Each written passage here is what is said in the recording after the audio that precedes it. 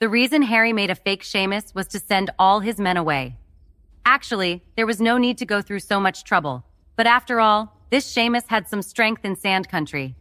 If he couldn't handle it properly, he would have to make Harry sink into a quagmire, making it difficult for him to move. It was only because Seamus wasn't afraid of getting entangled with Harry. The main reason was that he was worried that once he broke out of the encirclement that Seamus had set up, it was inevitable that this guy would jump over a wall and report Harry's skills to the higher-ups. At that time, Harry's opponent wouldn't be Seamus alone. Therefore, whether or not he could leave this place without alerting the outside world was the core of Harry's plan. Fortunately, Harry had brought along the bionic human when he came here, which provided the prerequisite for impersonating Seamus. Otherwise, Harry would be in trouble.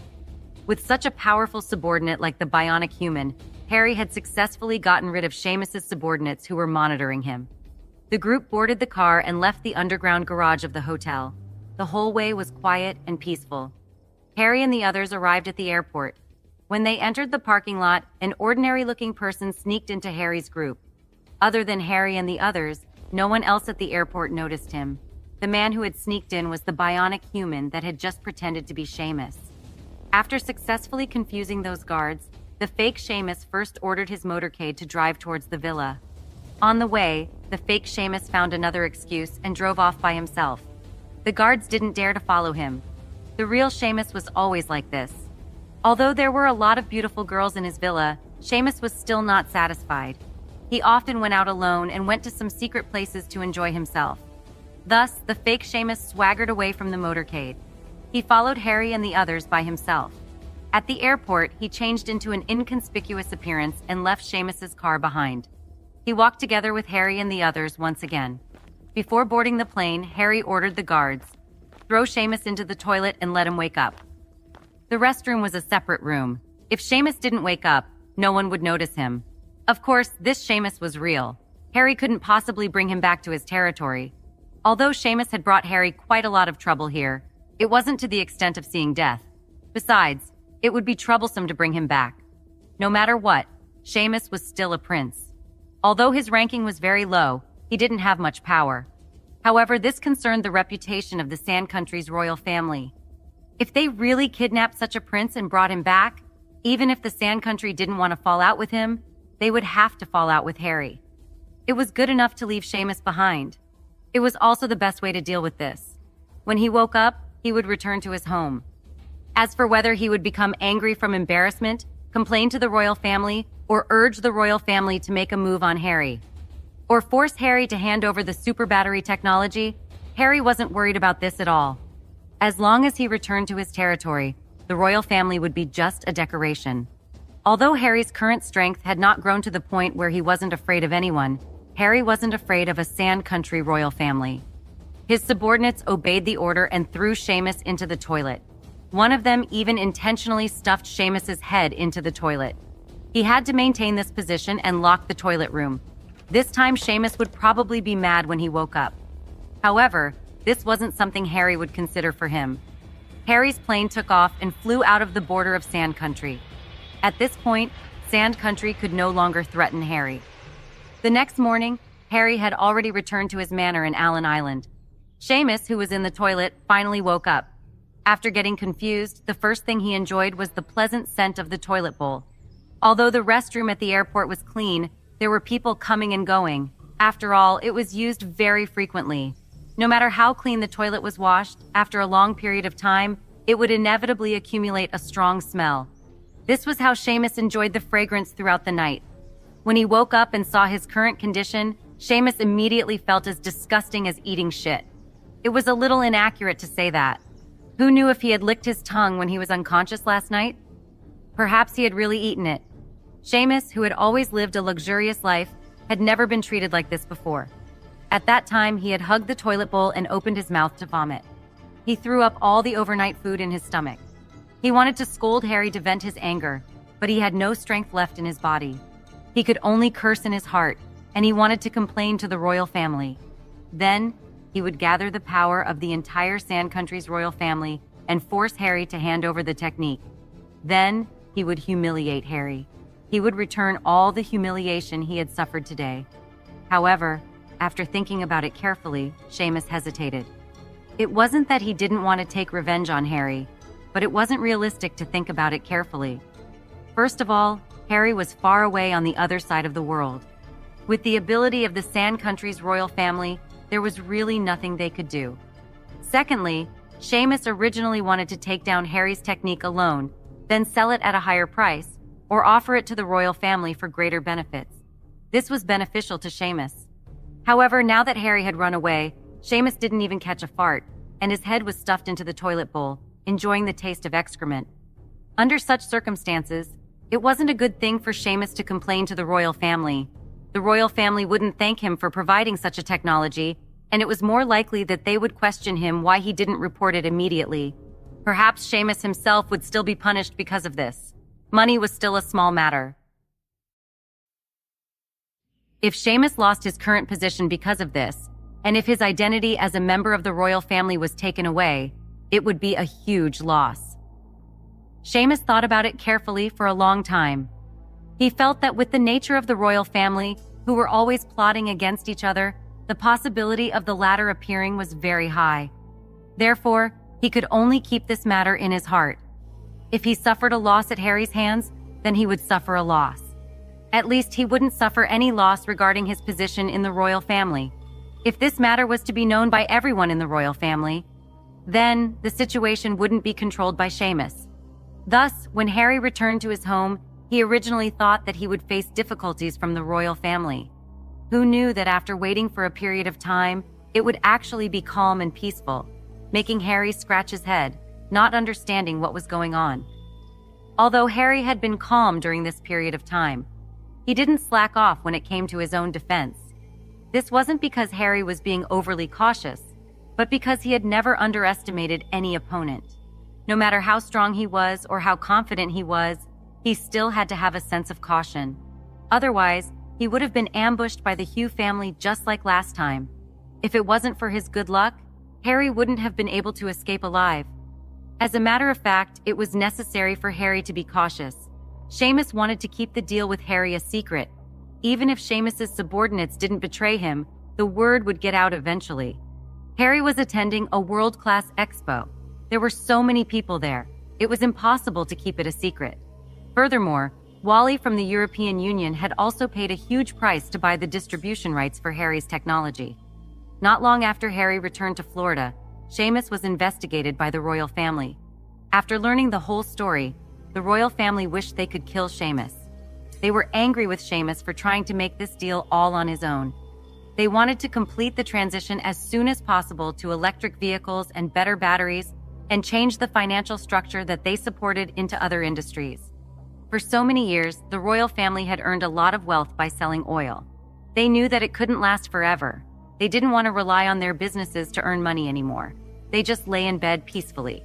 They knew that this wouldn't last long and that they would definitely face danger in the future, but they just couldn't make any good changes. No smart person could find anything that could replace oil reliably enough.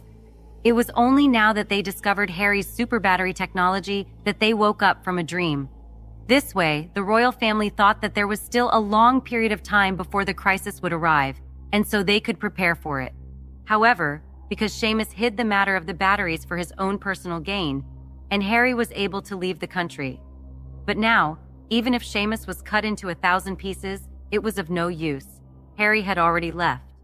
Furthermore, it was also because of Seamus's personal coercion that Harry would no longer return or would be willing to negotiate with the royal family anymore. The royal family knew they had to take Harry's technology. Seamus's life was no longer important. What was important was that they had to get Harry's technology. Otherwise, what awaited the royal family would be a disaster. In order to ensure that their own interests wouldn't be lost, the royal family had to do a background check.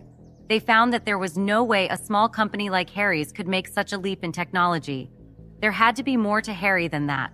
Therefore, before they made their move, the royal family investigated Harry's identity even more carefully. All they could find out was that Harry was just a normal businessman. The only thing they could find out was that he just happened to be good friends with Harvey and Randy. However, those with discerning eyes knew that the super battery technology couldn't be created by the Livingston Group or the Banner family. Although these two families were wealthy, Their business wasn't related to this kind of technology, so it was impossible for them to develop it quietly. Just as the royal family had no idea what was going on, something unexpected happened. The Parker Family Council had already known about this matter and had sent someone to contact the royal family. After some secret contact, the royal family finally came to a realization. Harry was actually a member of the Parker family. They had known about the Parker family. Although this family wasn't known to the public, its strength was truly too terrifying.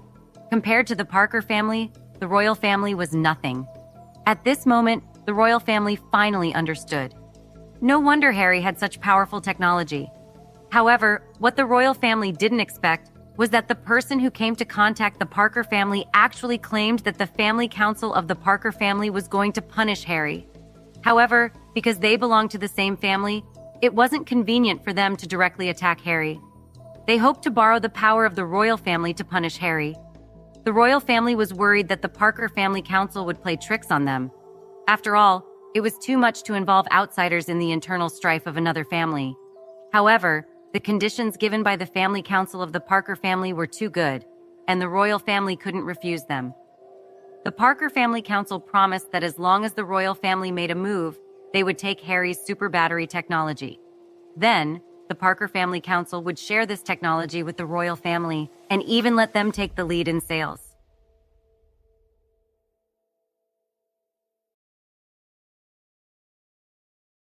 Harry didn't know about the conspiracy between the family council and the royal family, even though he was prepared for it. However, since the family council was also involved, Harry would be even more vigilant. Although Harry's current strength was insufficient to attack, he was more than capable of protecting himself. The only thing he needed to worry about was the family council. After all, it was the council that controlled the entire Parker family, although they hadn't made a move against Harry yet. Harry had never underestimated the family council. This was an organization that had seized the power of the family. Harry was afraid of them deep down. After all, Harry was a member of the Parker family. He knew very well how powerful his family was. Harry had no idea what the council had built over the years. Never looking down on any opponent was Harry's habit. Not to mention the fact that Harry was facing the Parker family's council. However, the family council knew that Harry was more troublesome to deal with now. It wasn't that they couldn't take down Harry. It was just that the members of the family council also had ulterior motives. Their strength couldn't be concentrated in one place. They all had their own thoughts and wanted to let the others test Harry's ability first. The others would sit behind, watch, and prepare to reap the benefits. However, it wasn't good to have too many smart people in the council. All of them were thinking the same way, so no one was willing to make the first move against Harry. At the very least, at this stage, dealing with Harry was the consensus of all the members of the family council. All these years, the council of the Parker family had been thinking about growing stronger. If they wanted to make a move on a person or a force, they had to first see if it was worth it. If they could obtain more benefits after making a move, then they would make a plan of attack. If the investment wasn't recovered and there was a risk of losing money, the council would not make a move. Harry's trip to the expo this time had allowed the family council to see an opportunity. They felt that Harry was stupid for bringing the super battery to such a public expo. As long as the royal family wasn't stupid, they would know what kind of threat this technology posed to them. Naturally, the royal family started paying attention to Harry.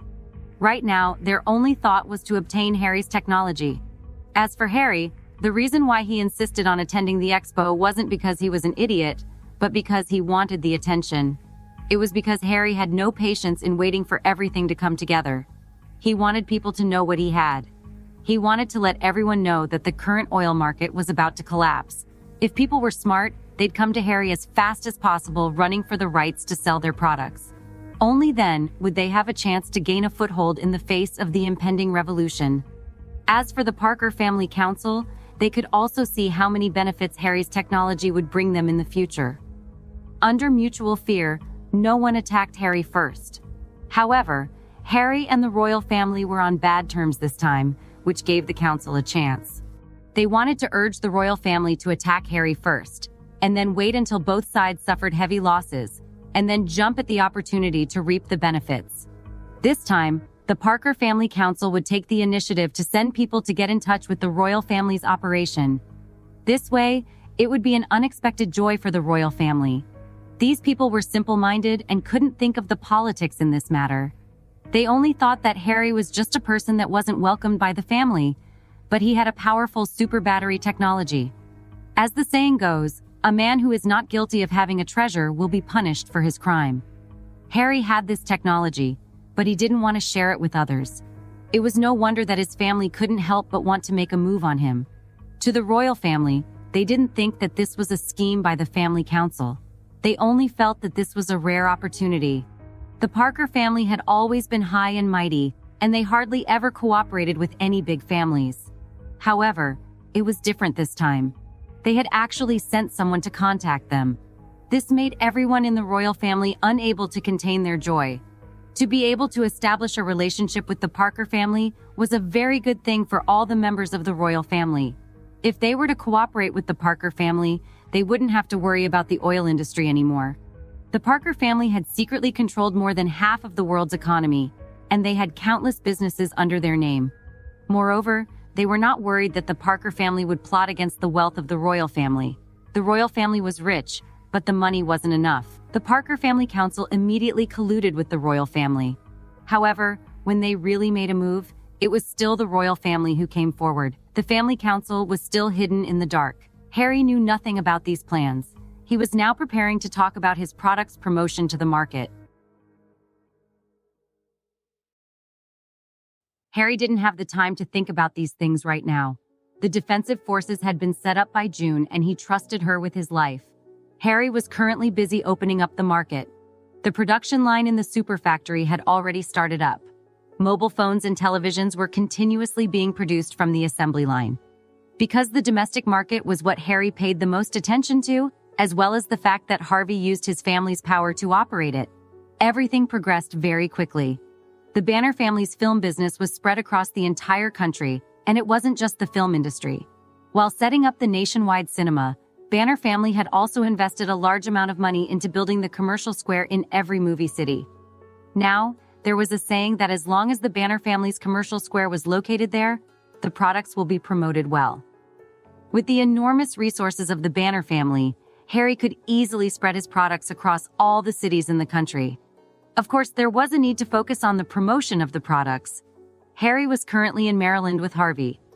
This was the most important place for Harry to set up the distribution channels for his products. The most prosperous commercial district in the center of Maryland City was built by the Banner family. If Harry were to create a sales channel, it would cost him tens of millions of dollars annually. This was only a conservative estimate. Now that Harvey was the agent in the country, Harry didn't have to worry about the cost of sales. Harvey's family had a commercial square in the center of the city. They'd be happy to help produce some of the products. At the same time, Harry's products were not only in physical stores, but also online. They also used Banner family channels. They hosted one of the largest shopping websites in the world. Although he wasn't the biggest shareholder, he could still help Harry. With these two channels, Harry's products could be put on the market immediately. However, before the official sale, he still had to launch a wave of marketing. Harry was happy to pay for all the marketing costs. Harry had a huge advantage when it came to advertising. The artists owned by his entertainment company were world-class, so Celeste and the Dream Angel Group took over the endorsement of the products together.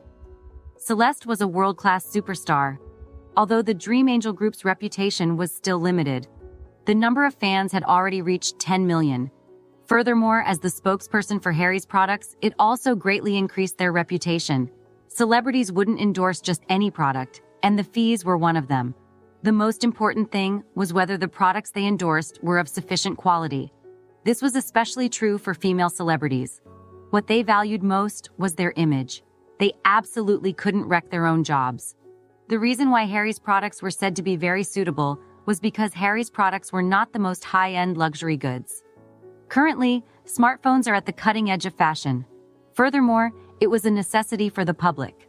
As a product with high demand that had to be fashionable, being a spokesperson was quite cool. Then there was the car. Harry's pure electric car was also quite fashionable. It was perfect to let Celeste and the Dream Angel endorse these two products. The Dream Angel team endorsed phones while Celeste endorsed electric cars. Now, mobile phones were about to be launched into the market. The advertisement for the Dream Angel Group had already been completed, and they were beginning to invest in various media channels. As for the advertisement for the cars, Harry still had to wait. The main reason was that this product shouldn't be shown in advertisements first, but at the car expo. The reason he came to Maryland was also to participate in the upcoming biggest car expo in the country. Harry and Harvey were now standing at the commercial plaza, looking at the newly renovated front door to see if there were any faults. Actually, as the bosses, they didn't need to do anything personally. They could sit back and watch as their staff did everything in their power to help the customers. Once the doors were open, it would be out of their hands anyway.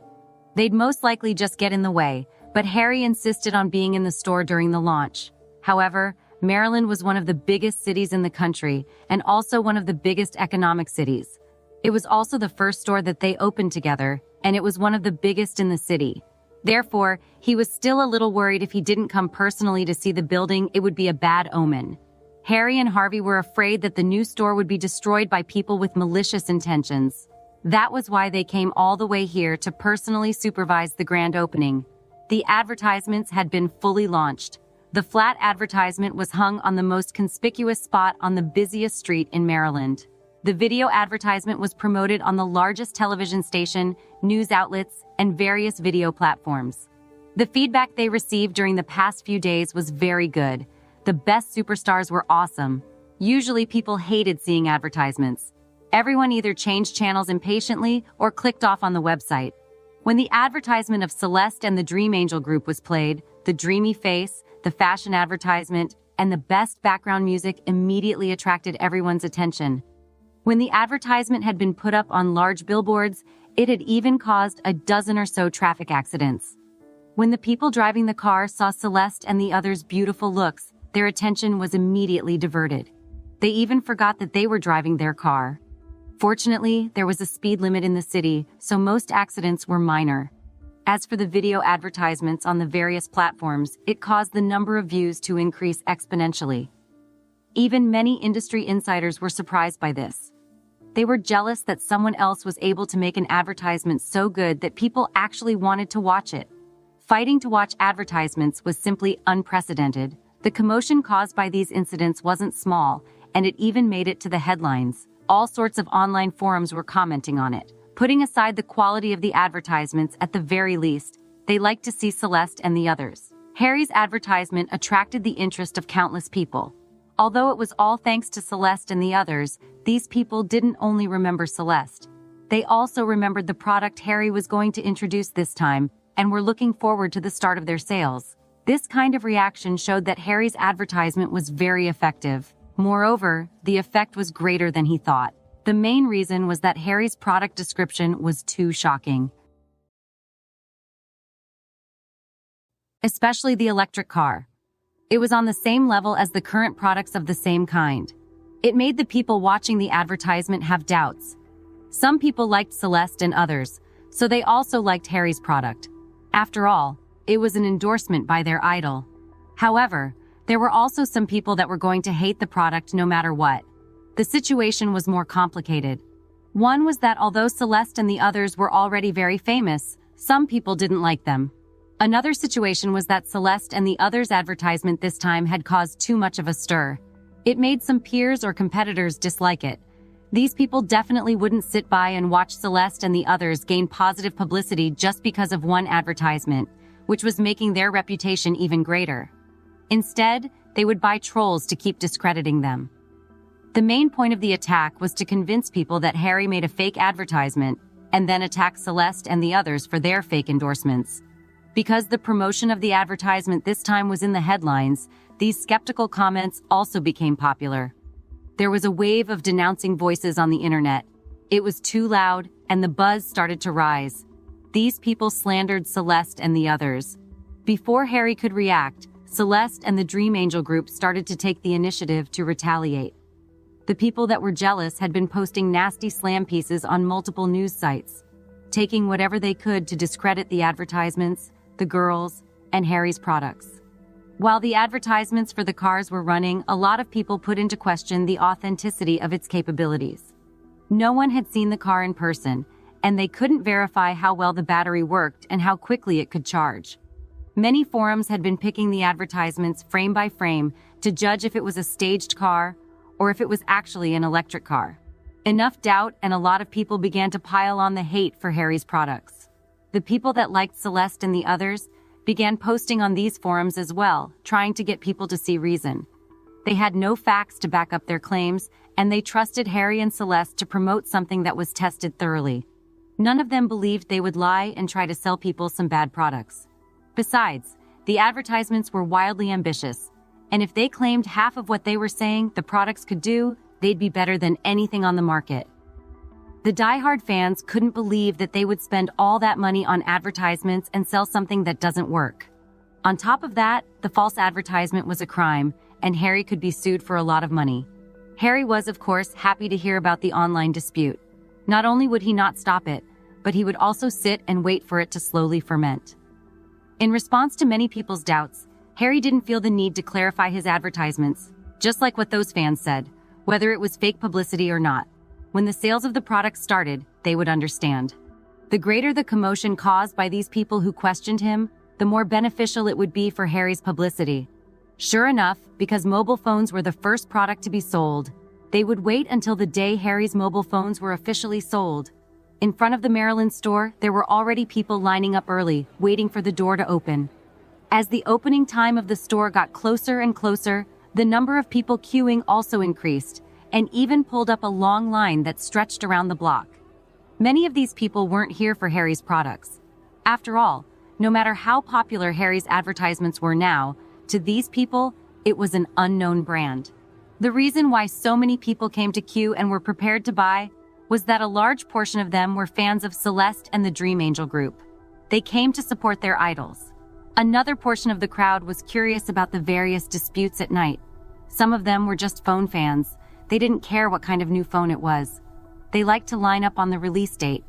As for whether they wanted to buy it or not, that was another matter altogether. There were others who had been paid to cause problems for Harry. These people were the ones who doubted Harry's product. They came here this time to personally verify that Harry didn't falsely advertise. This matter caused such a huge stir on the internet. A lot of influencers had been coming up to the store and broadcasting everything they were seeing. A man who had just gotten out of the car and walked over while holding up his phone. The man was broadcasting live. He was describing the Fantasy Mobile, which was the name Harry had given the phone. The logo of the phone was an 8-point star. Due to its design, it looked rather dreamy. However, because of the use of metal elements, it also appeared to be more high-tech. He went into detail about all of the facts of the advertisements and some of the larger analysis of the phones that some people claimed they got their hands on before release. The person who was broadcasting didn't seem to be that popular as no one was coming up to him. There were quite a number of fans watching, though. He raised the camera lens of his phone and aimed it outside the store. The long line of people in the queue entered the eyes of those watching the live broadcast. He looked at his live stream chat room. Discussions broke out, and the male broadcaster was secretly delighted. He felt that it was the right decision to come to live stream the event. He had gained more viewers in the past few hours than he had in the past month. The host said, "Everyone, don't be anxious. We'll get to see the phones very soon, don't worry." Another wave of rewards came from the viewers.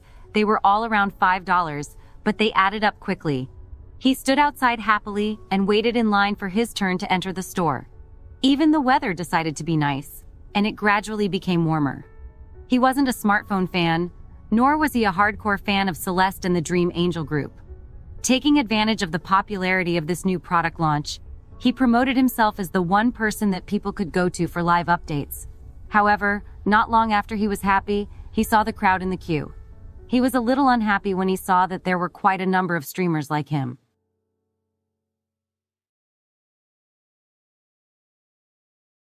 Similarly, the more people there were on the live stream, the less traffic there would be for his own stream. However, this small broadcaster couldn't say anything about it. It'd be rude to try and scold people for doing what he was doing. There was also a good chance that he'd end up losing viewers. So he decided to leave everyone alone and focus on his own broadcast. However, if he happened to see one of the bigger streamers, he'd leap at the opportunity to talk to them and maybe gain some followers. In the store, Harry was watching the store manager making the final arrangements inside the store. This store in Maryland was the largest one in the entire country. It was divided into 2 levels, and the total area was more than 5,000 square meters. When it was time to open the shop, a staff member ran over. He asked Harvey, who was standing beside Harry, "There are a lot of people streaming off of their phones. Should we keep them outside of the store?" The shop assistant also knew that there had been a lot of discussions about their products recently. He was afraid that they would start saying some bad stuff and lying to their audience about the phones. Harvey couldn't make up his mind and looked at Harry. Harry smiled and shook his head. "Seems fine to me, even if they don't buy anything. It's just free advertising. The products will speak for themselves." Harvey nodded. "Harry is right. Don't worry about it." It was time. Harvey nodded at the staff, and a few dispensers of flower petals blew out the petals in front of the door. Harry thought that the opening should be grander. There would be a lot of famous people coming to support them during the opening ceremony. However, neither of them really cared about making a big show, but it mattered to others. The advertisements spoke for themselves. Hundreds of people were already lined up, so it didn't matter all that much if the opening wasn't some grand show. As the door opened, the customers who had been waiting anxiously rushed into the shop.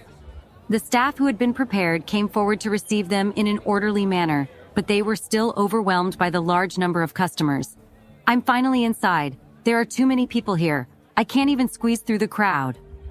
The people in the live stream chat room were unhappy. They hadn't expected the building to be so packed. Everyone was crowding around the counters trying to see the new phones to see if the advertisements were true. The people in the chat room were all urging the streamer to hurry up and get past the crowd. The live streamer was helpless. He'd never be able to push past everyone, and if he did, he might start a fight. Everyone wanted to see the new phones and all the models and their capabilities. The main selling point was the superior battery capacity. Currently, other smartphone brands were also doing high-capacity batteries and fast-charging technology. But Harry's phone was leagues ahead of everyone. A charge could last a whole week, and charging to full percentage took minutes. The wireless charging equipment used to buy the phone was even more powerful. The phone could charge as long as it was in the same room as the charger.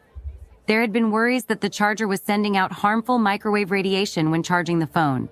Tests had been done that any exposure was well below what someone might experience taking a flight from Los Angeles to New York.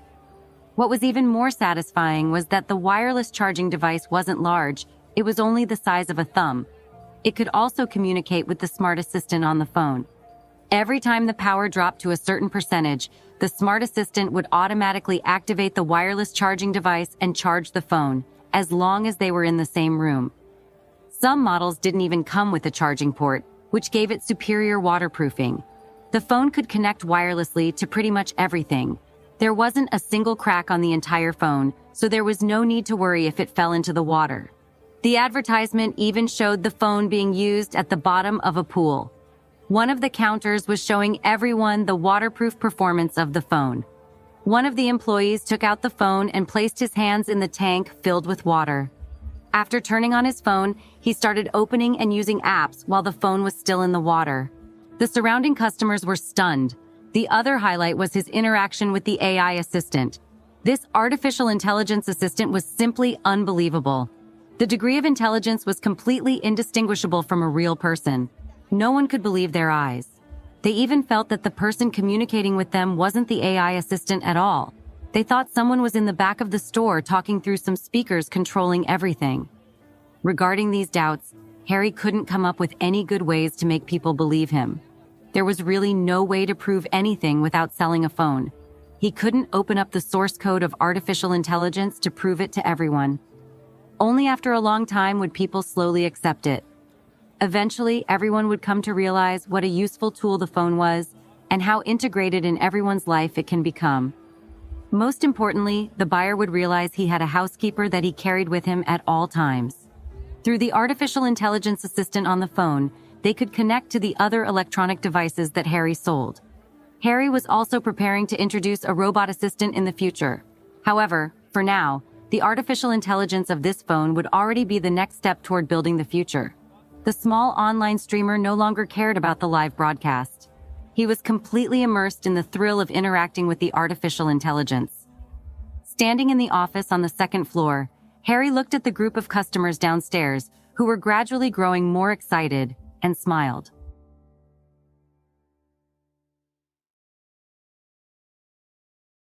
The problem with seeing everything in the store was the battery lasted so long, The customers wouldn't be able to see anything change till they used the phone for a few days.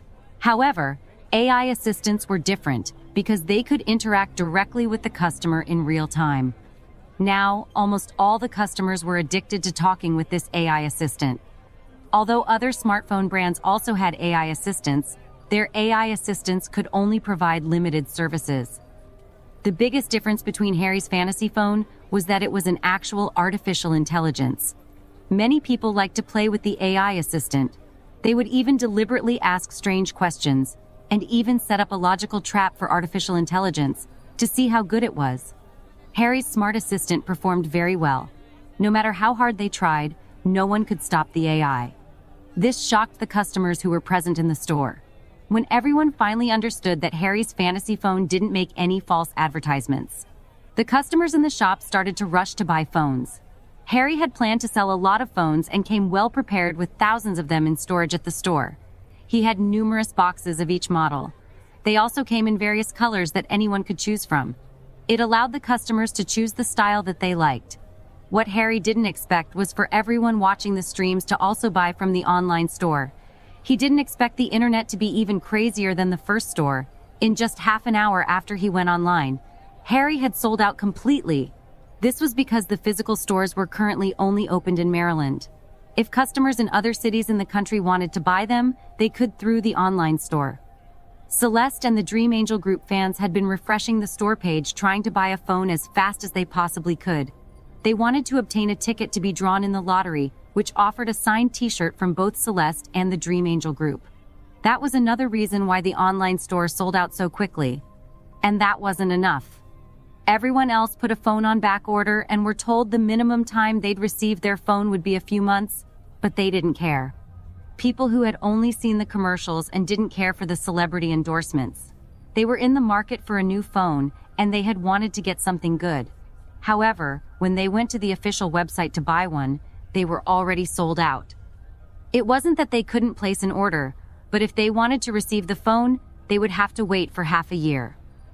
One of the worst parts of the opening that Harry had seen were the live streamers trying to buy multiple phones. One of the smaller streamers had tried to buy 3 phones at once, claiming he had received the money and was just waiting for the bank to transfer the funds. "I haven't received the money yet," the live streamer cried as he looked at his angry chat room. Each and every one of them was spouting death threats, arguing with each other for him to buy the phone on their behalf. If he helped buy 1 or 2 or 3 or 4 phones, it wouldn't be a problem. But now, over 100 people were urging the live streamer to buy it for them. Currently, the live streamer wasn't the only one in the physical store. There were too many people holding cash or cards in their hands wanting to buy a phone. The streamer was alone and couldn't squeeze in at all. Even if he managed to squeeze in front of the counter with great difficulty, it would take him a lot of time to buy all the individual phones that people wanted. However, the other customers who were waiting for their turn wouldn't give him the chance to take everything. The popular sales made Harry and Harvey very happy. What made them even happier was that they were this busy the entire day. The opening of the shop on the first day welcomed a good start. More than 100,000 phones were sold online and offline. This didn't include the orders that could only be purchased in advance. More than 100,000 orders, a total of more than $600 million in sales, could bring Harry $300 million in profits. As Harvey is an agent, he would also get $50 million in profits. This was just a day's result. It was enough to scare people to death. Of course, as the popularity of the opening day slowly decreased, the number of orders would definitely decrease, and there wouldn't be as much fighting for the phones. Today would be a huge step towards showing that their phones were as advertised and that they'd continue to sell well in the future. Harry's business was booming. All the dissenters, who were convinced that the phone wouldn't be popular and that it would turn out that Harry's phone was just a nice-looking scam. Now, all of their eyes and jaws dropped to the ground. They were all shocked by the sales volume. They didn't dare to talk nonsense on the internet anymore. All of them shut their mouths and remained silent.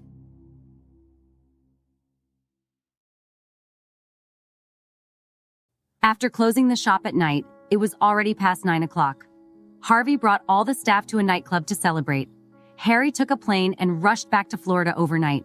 He still had to attend the expo in Florida in 2 days. As Harry's first electric car, Harry hoped to get a good start like today's mobile phone sales. When Harry's plane was flying to Florida, the heated discussion about the fantasy mobile phone on the internet had reached its peak. This time, it was even crazier than during the day. The previous heated discussions had created too many controversies. After a day of hot selling, the fantasy mobile phone had finally shown everyone what it was capable of. The streamers that had been at the stores trying to buy phones had gone home for the night. After coming back, they started broadcasting live reviews for everyone. With all the combined features, no one could see any flaws that mattered. Because the radiance of the advantages was too dazzling, it had completely covered up all the other insignificant flaws. Through the live broadcasts on the internet, they were able to demonstrate the operation of their phones and the strength of their smart assistants. Those people who had bought their phones also showed off to their friends' circle. It made people envious, jealous, and hateful. Unexpectedly, it became a trend all of a sudden. The person who bought the phone unconsciously stood up to show off, while the person who didn't buy the phone felt that he was missing out on the trend. Nowadays, people would be mocked if they didn't keep up with the trend. Therefore, many people secretly made up their minds that they must go to the shop in Maryland tomorrow to buy a fantasy mobile phone. There was no hope on the internet. The only official online store that sold it had long run out of stock. If they wanted to place the order, they would have to pre-order. Now, only the real store in Maryland had any phones in stock. This fantasy phone that they thought was fake was all too real. Thus, the internet exploded with forums and posts that were all praising the phone. It wasn't just the people who were in an uproar. The other brands of smartphones were also in a state of panic. Because Harry's fantasy phone appeared too suddenly, the people in the industry were furious that they had another competitor that was selling extremely well. Harry's fantasy phone was different. First of all, he was too ruthless when it came to advertising. He actually found a top celebrity to endorse his product. Then, before the sales even started, the public opinion on the internet had already made the headlines. The other companies were beyond angry because Harry's phone was miles ahead of their own. With the super battery and the highly artificial intelligence assistant, when these two were used together, the other mobile phones on the market looked like trash. The key was that it was just their first day of sales, and the fantasy phone immediately became insanely popular. 100,000 units of sales in a day was impressive for a new brand, even though other brands had done it before. However, the other smartphone brands were all veteran companies that had been operating for several years. Their quality and reputation had long been established. As for Harry's smartphone, it had no reputation before, but now, it has obtained such a great result on its first day of sales. If Harry was given more time, and when everyone realized how extraordinary the fantasy mobile phone was, the sales would be even more incredible. Hence, these other brands of mobile phone manufacturers couldn't sit still. Similarly, in a luxurious building in Maryland City, a middle-aged man dressed elegantly stood in front of a wide window. It was already very late. This man had yet to get off work and return home. He was still in his office. Through the wide floor-to-ceiling windows, he looked down at the traffic outside. After a long silence, he asked a person sitting on the sofa behind him, "Did you investigate where this fantasy phone came from?" The person sitting on the sofa was also a middle-aged man. After hearing the question, he replied, "Yes, I have. The agent in Maryland that bought the rights to sell the phone is the Livingston Group. As for the manufacturer of the fantasy phone, that came from Florida." Florida? I remember there was an electronic product manufacturer from Florida at the Industrial Expo a while ago. Yes, but for some reason the business only attended for a day before leaving. Also, the other party's booth was located in a remote area of the expo, so it wasn't taken seriously. "Oh, this is interesting." The middle-aged man smiled. However, his smile was full of bitterness. He regretted not paying attention to the phone manufacturer called Fantasy. However, he couldn't be blamed. Fantasy was unknown back then, and it was surrounded by companies that sold counterfeit products. In such a situation, everyone thought that Fantasy also made counterfeit products. Sigh, what a pity. It would have been great if I had discovered them earlier. The man sitting on the sofa sighed. The other middle-aged man shook his head helplessly. So what if we knew? Their technology, is there any way we can catch up?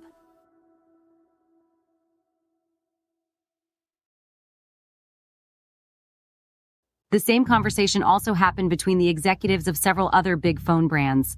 Many people were curious about how this fantasy phone appeared, and they were drooling over the unbelievable technologies. However, due to the lack of information about the fantasy phone, they were unable to come up with a better solution at the moment. Electronic products, especially the phone market, seemed to be huge, but in fact, there was a limit. If others took some piece of the market, others would get less. If others took more, they could only watch helplessly as they starved to death. Now, the market structure was basically fixed. There were only a few big brands that were competing with each other. Although these few brands appeared to be peaceful on the surface, they secretly attacked their opponents with all kinds of underhanded tricks. However, these big brands also had a tacit understanding with each other, which was that they wouldn't allow one more brand to be added. Once they appeared, the few big brands would attack them in a group. This was also the reason why the current domestic smartphone market was no longer as prosperous as when it first appeared. The small manufacturers had long been swallowed up by the big ones. The remaining few companies weren't much different from each other in terms of strength, so they were barely able to hold on. Once the market structure was formed, it would be very difficult to change it. It wasn't that there were no new brands of mobile phones, but they had to be well prepared to face the attacks of these few big brands. Only by surviving would they have the qualifications to join the market. If they couldn't survive, they'd go bankrupt or be bought out. Some companies would even take their product overseas to try and make a living in other markets where they weren't as big as the ones in the United States. In a quiet private club, a group of big shots from the mobile phone industry were discussing intensely. The main topic of the discussion was, of course, Harry's fantasy phone. These people were very knowledgeable. As soon as the fantasy phone appeared, they all had their eyes on it. They knew the sales of Harry's phone were increasing minute by minute. These people could no longer sit still. An enormous pressure weighed down on these big shots. It wasn't that there were no new opponents joining the industry, but they were all short-lived. They didn't have the ability. Under the siege of a few big brands, they came and left quickly. But fantasy was different. Fantasy's technology was too ahead of its time. The other technologies were usable, but they were still not the best quality they could be. However, the super batteries and artificial intelligence were on a completely different level compared to other mobile brands. The future development of smartphones happened to be in these two directions: high-capacity batteries, charging quickly, and charging wirelessly. Artificial intelligence was even more important. Every brand of smartphone has invested a huge amount of money and resources in this area. The goal was to get a breakthrough in artificial intelligence technology as soon as possible and occupy the high ground of technology in the future. However, no one expected a small company would come out with all those technologies at once. To these phone big shots, this was the end for their companies. Thus, on the second day after Fantasy's smartphone sales started, these phone big shots gathered together and began to discuss countermeasures. For these people, the relevant information about Fantasy's mobile phone was very easy to find. First, it was Harvey, who acted as the sales agent and was the heir of the Livingston Group.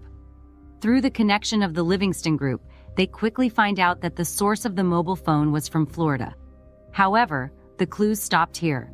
Regarding Harry's information, these people didn't have the ability to find out. Thus, the group of big shots started to become angry. The problem in front of them now was that the technology used by Harry's fantasy phone was simply unreachable to them. There was simply no way to catch up to Harry's technology. Their research and development teams had all told them that they were at most 50 years away from any of the technology that Harry already had. Today, technological development was changing day by day. The technological gap of 10 years and 20 years was already very terrifying. Not to mention the gap of 50 years, that was a distance that made people despair. Therefore, these people had already reached a consensus, and that was to think of ways to find the source of Harry's fantasy mobile phone technology. They didn't believe that it was Fantasy's own technology. They felt that it might have come from a mysterious research institute. Or rather, the research team was lucky enough to be discovered by Fantasy, which was why they used this technology before anyone else got their hands on it. As long as they could find the source of the technology, with the combined strength of these big companies, they would be able to replace Fantasy and obtain this technology. However, the problem was that they had no idea where this technology came from. Everyone just figured that Fantasy bought the rights of the technology from someone else. Harry didn't know that his new phone had caused a stir with all the top executives at big phone companies. The gathering of several of the biggest phone brands in the country was already shocking enough. Now, even the two largest mobile phone brands in the world were involved. The mobile phone that was shot was the king of sales in the world, and the self-exploding mobile phone followed closely behind. The scale of these two smartphones was much larger than the domestic brands. However, in the past, they were still opponents. Now they were gathered together against Harry's phone. Thus, the clubhouse became somewhat quiet. Everyone became silent, thinking about their own thoughts in their hearts. Finally, someone couldn't hold their tongue anymore. With the first person to speak, the rest of the matters would be easy to handle. We came for the fantasy phone. To be precise, we came for two of the technologies that they made. The CEO, who was a big shot, said, "It seems that everyone is paying attention to the same thing, but the problem is that we know nothing about the origins of these two technologies." The big shots in the country expressed their helplessness. They either spread their hands or shrugged their shoulders. The CEO said, "About this, I do have some clues." Everyone's eyes lit up. Finally, they could figure out what had happened. According to our tracking of the flow of various mobile phone parts, we discovered that a long period of time has passed. On an island in Florida, a large number of orders for spare parts were ordered. We discovered this long ago. None of us made that order. It must be the fantasy mobile phone factory. Everyone in the room had already known where the fantasy phone was being built. That wouldn't tell them where the new technology had come from. The phone company executives could also use their own connections and resources to get in touch with Harvey to see what he knows.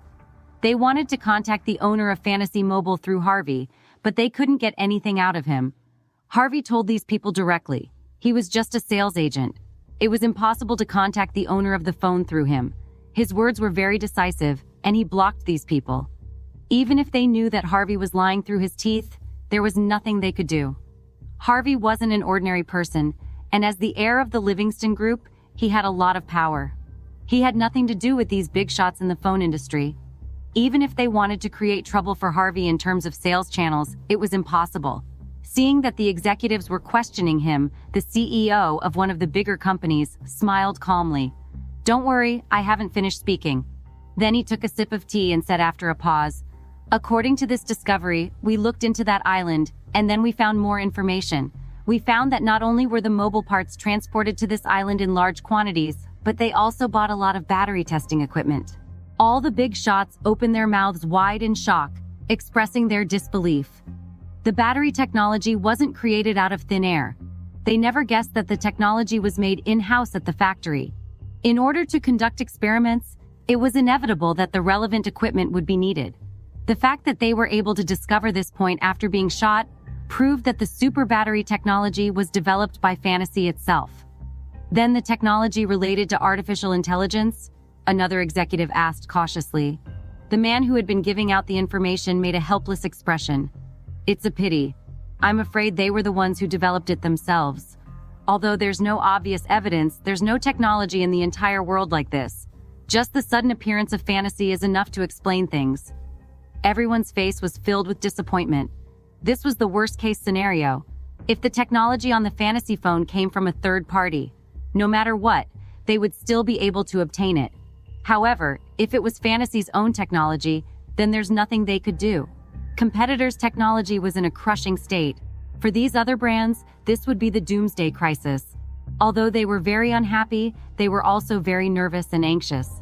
However, there was nothing they could do. The truth was already like this. It was useless to be anxious and angry. Today, we are all gathered together to face this crisis. Now that we have a general understanding of the situation, let's all talk about what we can do, someone suggested. The others all shook their heads, indicating that they couldn't think of a good solution. The club fell into silence once again, but the CEO that brought the information broke the silence first. Now, only Fantasy has this technology. In this way, they have a huge advantage. The entire market will be controlled by them sooner or later. The CEO asked the group, "Can we use monopoly to sue Fantasy Mobile?" The CEO smiled and said, "A monopoly in technology is also a monopoly. As long as the US agrees, that's it." Although everyone looked down on this method of doing business, they had to admit that it was effective. Seeing that they were going to use unreasonable moves to deal with Fantasy, the other big shots were happy to go forward with this plan. "Very good. We will jointly sue Fantasy. Either they hand over the technology and share it with everyone, or they will withdraw from the phone market, the man from another big phone company said. The two biggest phone companies were scared about this new phone as it would affect them the most. After all, everyone knew the shortcomings of these companies' phones and how they deliberately slowed down older models to promote their new models. The battery wasn't that good either, or they took forever to charge. In cold weather, the battery would fail completely. With such a serious flaw, if not for the fact that their smartphone was ahead of others with screen resolution, their phones would have never made it on the market. Now, smartphones have started to popularize large-capacity batteries and fast-charging technology. However, as the top management of these phone companies, it was impossible for them not to see the shortcomings of their own products and want to make changes. It wasn't that they didn't have the technology, but they hadn't been close enough to a breakthrough that they couldn't bring any new models to the market. But now that Fantasy's super battery had appeared, they didn't have much of a choice. If these huge companies didn't want to be eliminated by Fantasy, they had to get a hold of their technology. The artificial intelligence they had was otherworldly. Any company that got its hands on it could do almost anything. Most of the other smaller phone companies had no idea what they could use the AI for, and instead focused on the battery. It was because, in recent years, there had been a huge problem with battery technology. Mostly everyone would complain that the battery never lasted as long as advertised, but couldn't hold the companies accountable because they left all the specifications vague. However, there was another glaring issue. A lot of phones recently had been known to overheat and even sometimes explode. These explosions were caused by damage or wear and tear to the battery in the phone. One of the bigger phone companies had this problem with one of their phones. The company figured they could save some money in a budget meeting by scaling back the quality of some newer models. They only did internal changes so customers wouldn't be able to notice anything. They also put in the fine print that if anyone were to open the phone themselves, they would be voiding their warranty. Those who were not injured by the exploding batteries were lucky. Some people had left their phones charging while they slept, and it had exploded, causing a fire. The company had received a few lawsuits stating that their phones had caused numerous deaths. Regarding this point, the company couldn't argue with it. They were forced to recall the defective phones and settle with the grieving families. With this, the sales of the mobile phones that they had put into the market plummeted. They were no longer the world's second-largest mobile phone seller. If they didn't find a way to solve the exploding battery problem, their phone brand would soon close down. Originally, they had already prepared a solution for the mobile phone explosion. But now, they had a better choice. If they could obtain this new technology, the company could launch a new line of phones that were cost-effective and didn't explode. All the company executives were thinking the same thing. If I get my hands on this technology, I'll have the best-selling phone in the world. They all sat smiling at each other, trying not to show their scheming side. But in the end, they were all competitors who wished for the other party to go bankrupt. If they wanted to work together to get the Fantasy phone technology, it was still possible. However, when the time came to get the technology, it would be a bloodbath. Just as the group of phone executives were scheming against Harry and guessing what Harry's next move would be. They didn't expect Harry to fly all the way out and attend the car expo. They'd thought that Harry was going to be entirely focused on his new phone brand and not running around the country trying to join an expo that wasn't related to phones in any way. Those veteran car manufacturers were all backed by incredibly powerful people with deep pockets. They had been developing cars for decades with many improvements all over the car. The problem became that cars were becoming over-engineered and too expensive.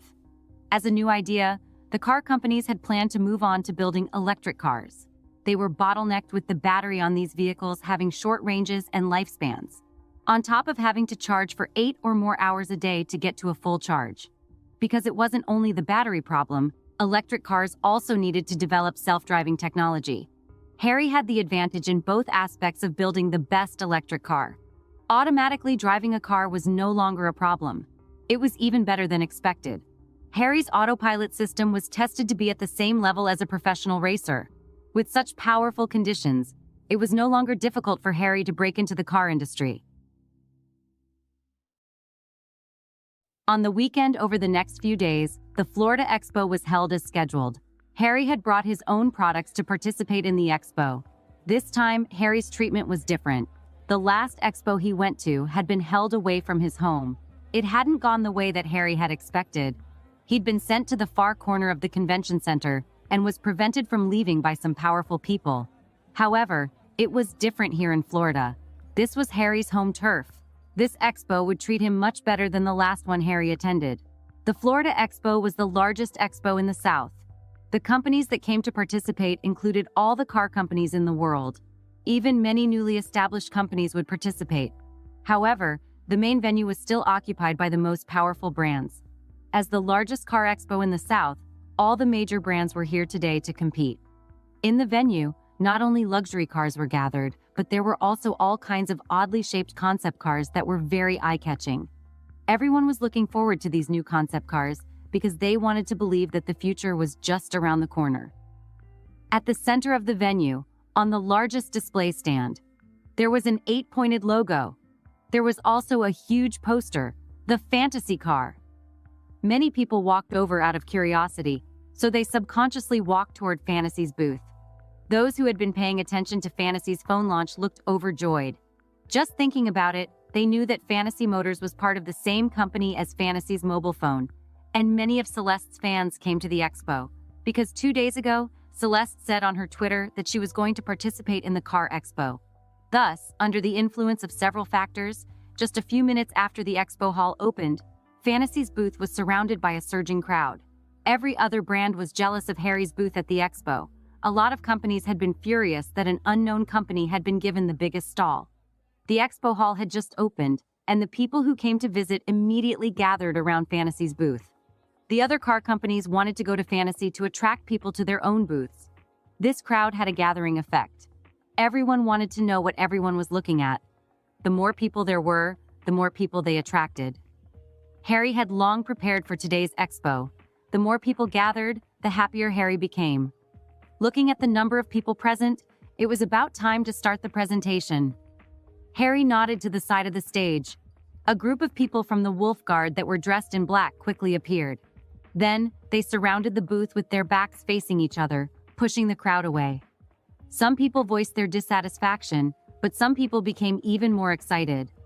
Not only did they not care about the Wolf Guard pushing them, but they also took the opportunity to push forward. Those who complained didn't know what was going on, but Celeste's fans knew very well.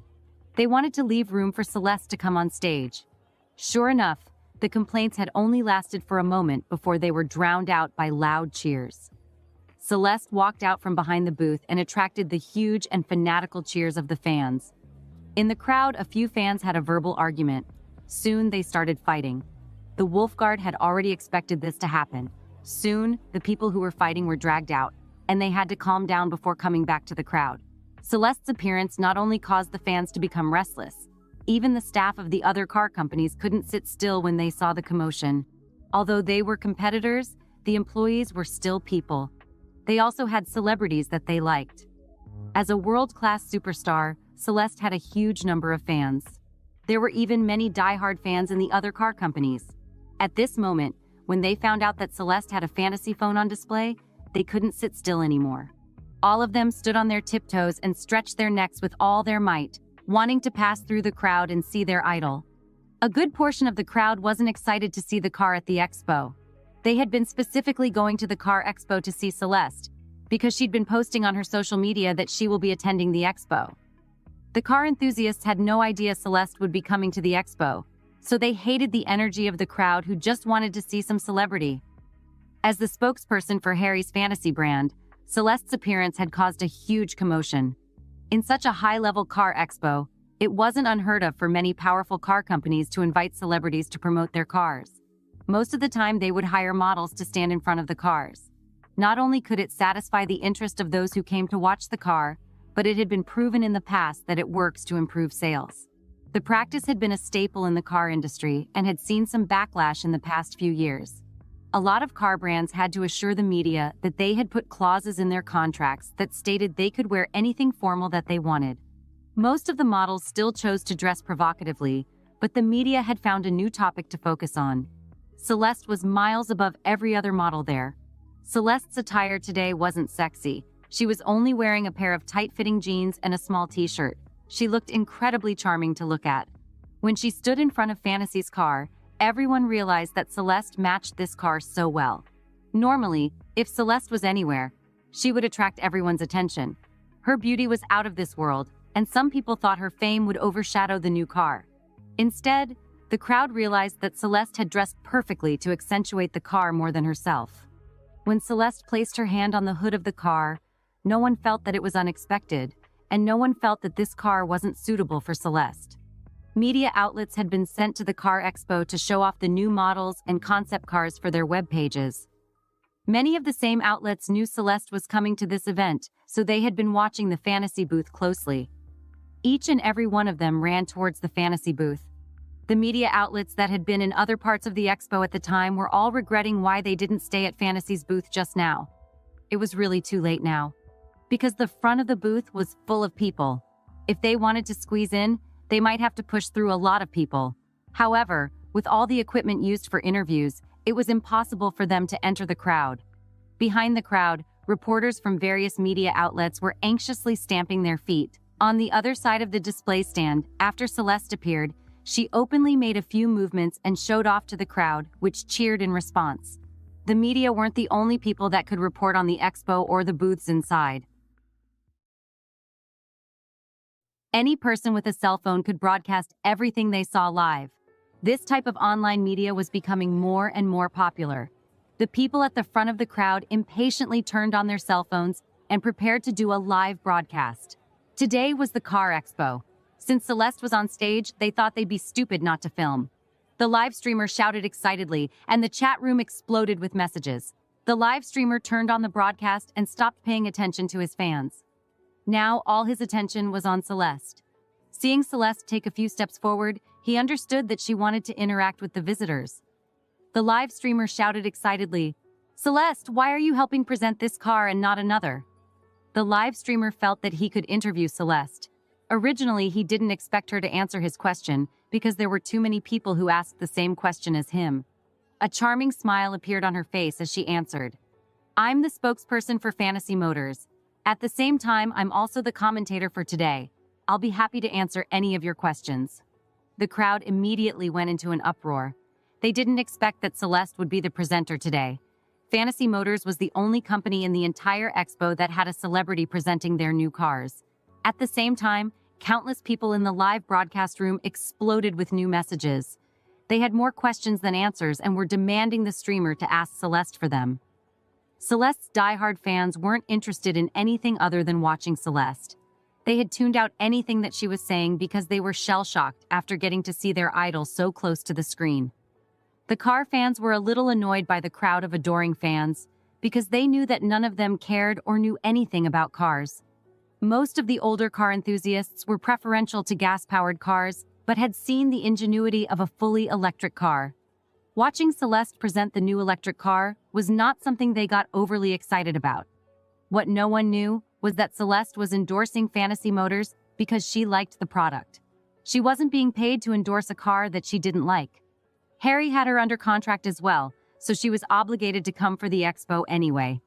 Harry wouldn't let her come to the expo and not get paid for her efforts. On the first day of the expo, Harry's fantasy car made a name for itself. With Celeste presenting, she'd attract even more people to the booth. The car had an extremely long-distance battery and a very short charging time, and with the artificial intelligence system, it could even drive itself. Many car magazines had been posting articles about Harry's electric car. The car had a sleek design with a minimalistic interior that caught the eye of a lot of car enthusiasts. The next day, as soon as the auto show started, everyone was shocked by the sea of people in front of the fantasy booth. No one had expected there to be such a big crowd watching the fantasy car demo. The fantasy booth was so packed that it almost crowded all the surrounding booths. Obviously, although the commotion caused by the fantasy car on the first day was already shocking, it was clearly even more frightening today. Celeste was hesitant to head out onto the stage in front of such a large crowd. Normally, this wouldn't be a problem for Celeste because she'd performed in front of much larger crowds. The problem was the stage. It was much closer to the crowd, and there was very little security surrounding the stage. Fortunately, not all of them had come for Celeste. Most of them came to look at cars. Celeste's fans were disappointed. They understood that they weren't going to get a good view of their favorite idol.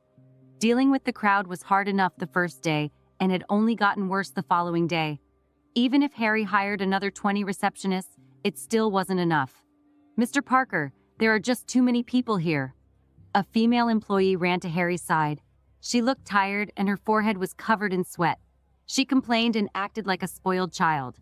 Harry poured her a glass of water and comforted her. "Thank you for your hard work. When I'm done with my work today, I'll treat everyone to a big meal," the female employee said with a flirtatious look. "All of us? I think it'd be nicer if it were just you and me." Harry chuckled and didn't say anything else. All the girls that worked with Harry finally understood his temper.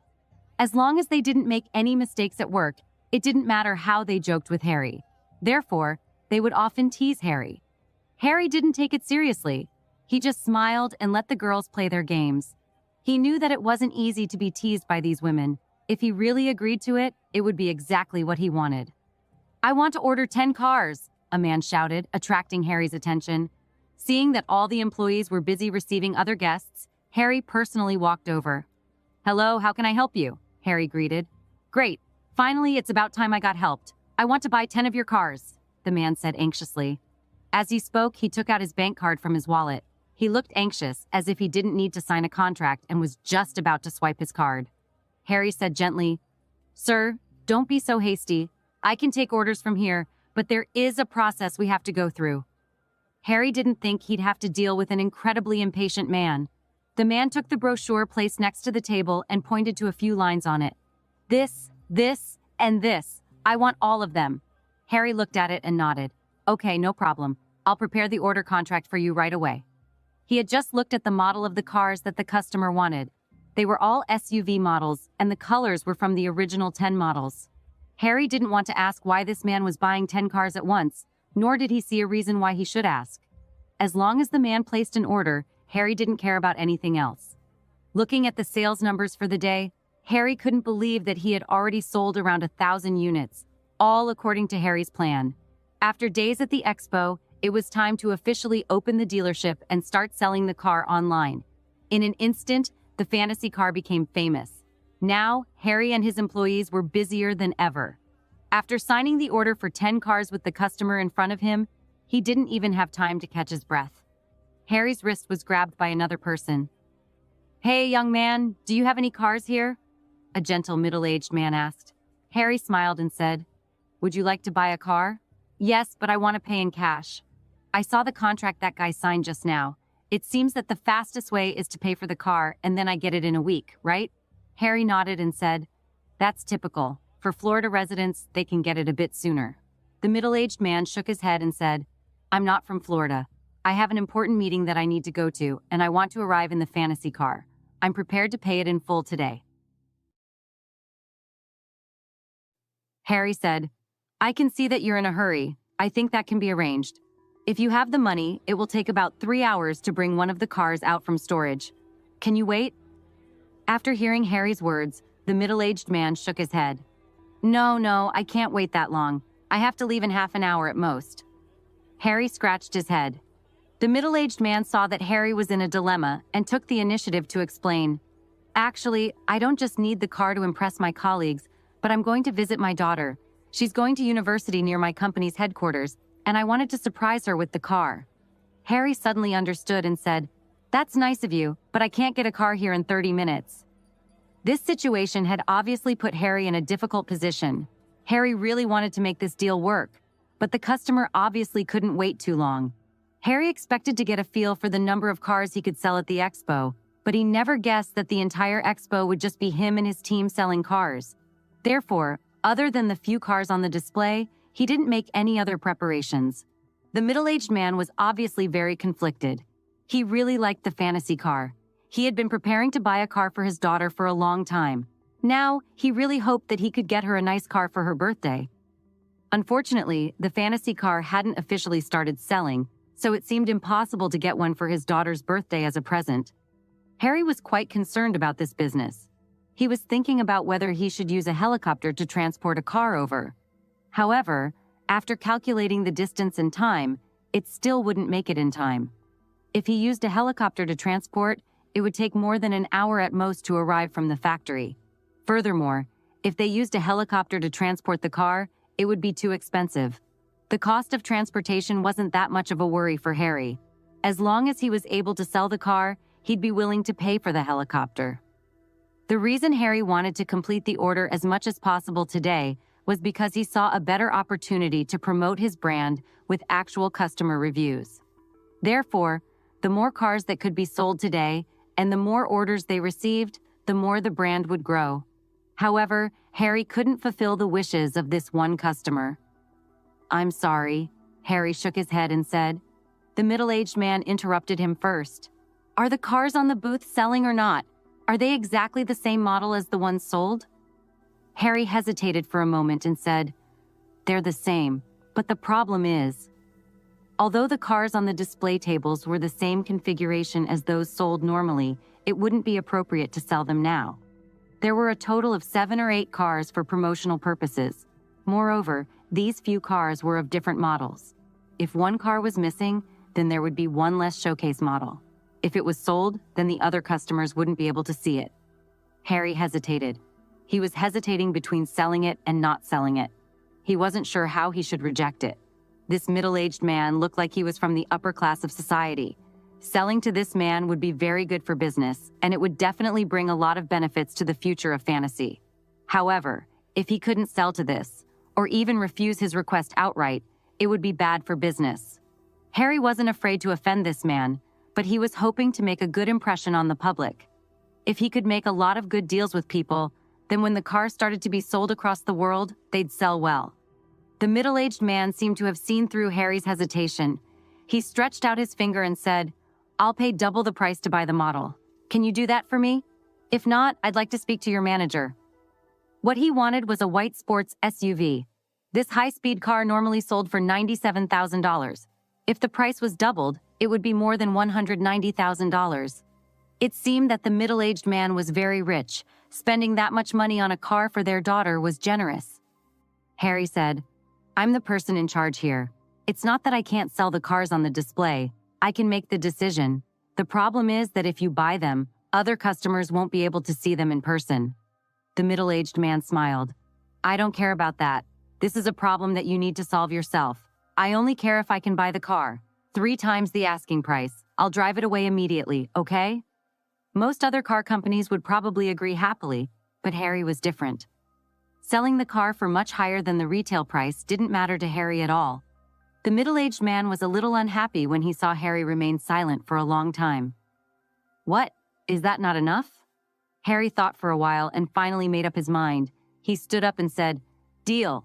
The middle-aged man laughed. "That's great to hear." Harry agreed because he weighed the pros and cons of the deal and thought it'd be best to make as many people happy as possible. Having a display model wasn't important in the long run. After signing the purchase contract with the middle-aged man and completing the transaction, Harry made a call and ordered his subordinates to hurry up and use a helicopter to load a few cars and bring them over to the expo. The middle-aged man bought the car from the booth. Once he drove the car off the display, everyone else would know they could buy a car right from the expo. Harry planned to bring a few cars by helicopter and then a large number by transport ship in order to make more same-day deals. Although most of the people who had made the orders were anxious to drive the cars, they didn't have to take them home today. Many of them were from out of town. They had driven to the expo today. They wouldn't be able to take both cars home at the same time. Mostly everyone at the expo was local to Florida. Since the customers were in such a hurry to see their new car, Harry didn't care if he hadn't been acting like he was at an expo. Instead, his booth became a pseudo-storefront, and the orders that were sold came one after another. A car was bought from the platform, and then a second one was bought. Then, one after another, they were all sold out. Fortunately, the helicopter arrived in time and quickly filled up the empty spots on the platform. Seeing that many people still wanted to buy the cars on the platform, Harry shouted loudly, "Everyone, don't be so greedy. The cars on the platform are used for the show. If you want to buy a car today, please be patient. They will be delivered shortly." Only then did the customers quiet down a little. From Harry's industrial island, the cars were sent to the expo site in mainland Florida. After arriving at the port of Florida, the car would need to be transported via tow truck or semi-truck. Then, they would transport it to the parking lot outside the expo hall. It was a little troublesome, but Harry had considered this problem before. Harry knew it would be easy to transport the cars from the island, building in Florida would have posed too many problems with security. Being an island also made it easy to transport items overseas without having to transport them to a port from their warehouse. To transport goods on his own island, he didn't need to compete with others for spots like in other commercial ports. Harry and his employees were sweating profusely as they dealt with the endless stream of customers. Outside the expo, the transport vehicles had finally arrived. Customers who had already paid ran to the unloading area. When they saw the cars unloading, they immediately rushed forward and wanted to drive it home immediately. Other car companies were annoyed that no one was as excited as they were about Fantasy Car to buy their cars. They were so jealous that they began to talk amongst themselves. They also wanted to be that popular. Unfortunately, ordinary cars simply couldn't compete with Fantasy's electric cars. The other few car companies saw that the Fantasy Car was so popular that they were able to be sold on the same day. The other companies couldn't help but go and buy one. They wanted to figure out what was so good that so many customers would go crazy for it. Many of the people who came to participate in the expo were small businesses that were looking for more efficient vehicles for their business. A lot of them were small transport companies that needed fuel-efficient and inexpensive cars that could be used for their company. Seeing that the Fantasy electric car had plenty of space and a long-distance battery, they considered a few of the models to replace some of their older cars. The price of one model was not very expensive. Considering they could use the autopilot function, the cost of the car would more than pay for itself without having to pay for labor. However, it was a pity that the models Harry showed were all household cars. There were no models strictly for transportation. The businessmen went to Harry's booth and asked him to make a few transport vehicles. Whether it was small or large transport vehicles, they all had market demand. Mr. Harry, we think very highly of your Fantasy brand. I wonder if you have developed any transport vehicles. You can't just produce household cars. The market for household cars is huge, but the market for transport cars is not small either. Engineering vehicles are the same. Currently, the demand for excavators and carriers in the market is very high. I just don't know if your smart system can adapt to the demand for construction vehicles. Can you give a definite answer if it's possible to build those models? If it's possible, then I'll be the first in line to buy them. If it's not possible, I'll have to take my business somewhere else. Facing these people who came to ask questions, Harry didn't panic. Whether it was transport vehicles or construction vehicles, Harry had actually already developed them a long time ago. It was just that his Fantasy Car belonged to a new brand. At the same time, he had made many models of his car for almost every purpose. Originally, Harry wanted to introduce a few of these family cars to start their brand off strong. When the family car made Fantasy's brand famous, he would take advantage of the opportunity to launch the transport and engineering vehicles. Harry had seen that his cars were wildly popular, which made him reconsider the timeline for the other models. The speed at which the customers accepted the Fantasy electric car had exceeded Harry's expectations. Actually, speaking of which, the current market, especially the construction vehicle market, had already reached a stage where the demand for AI vehicles was extremely high.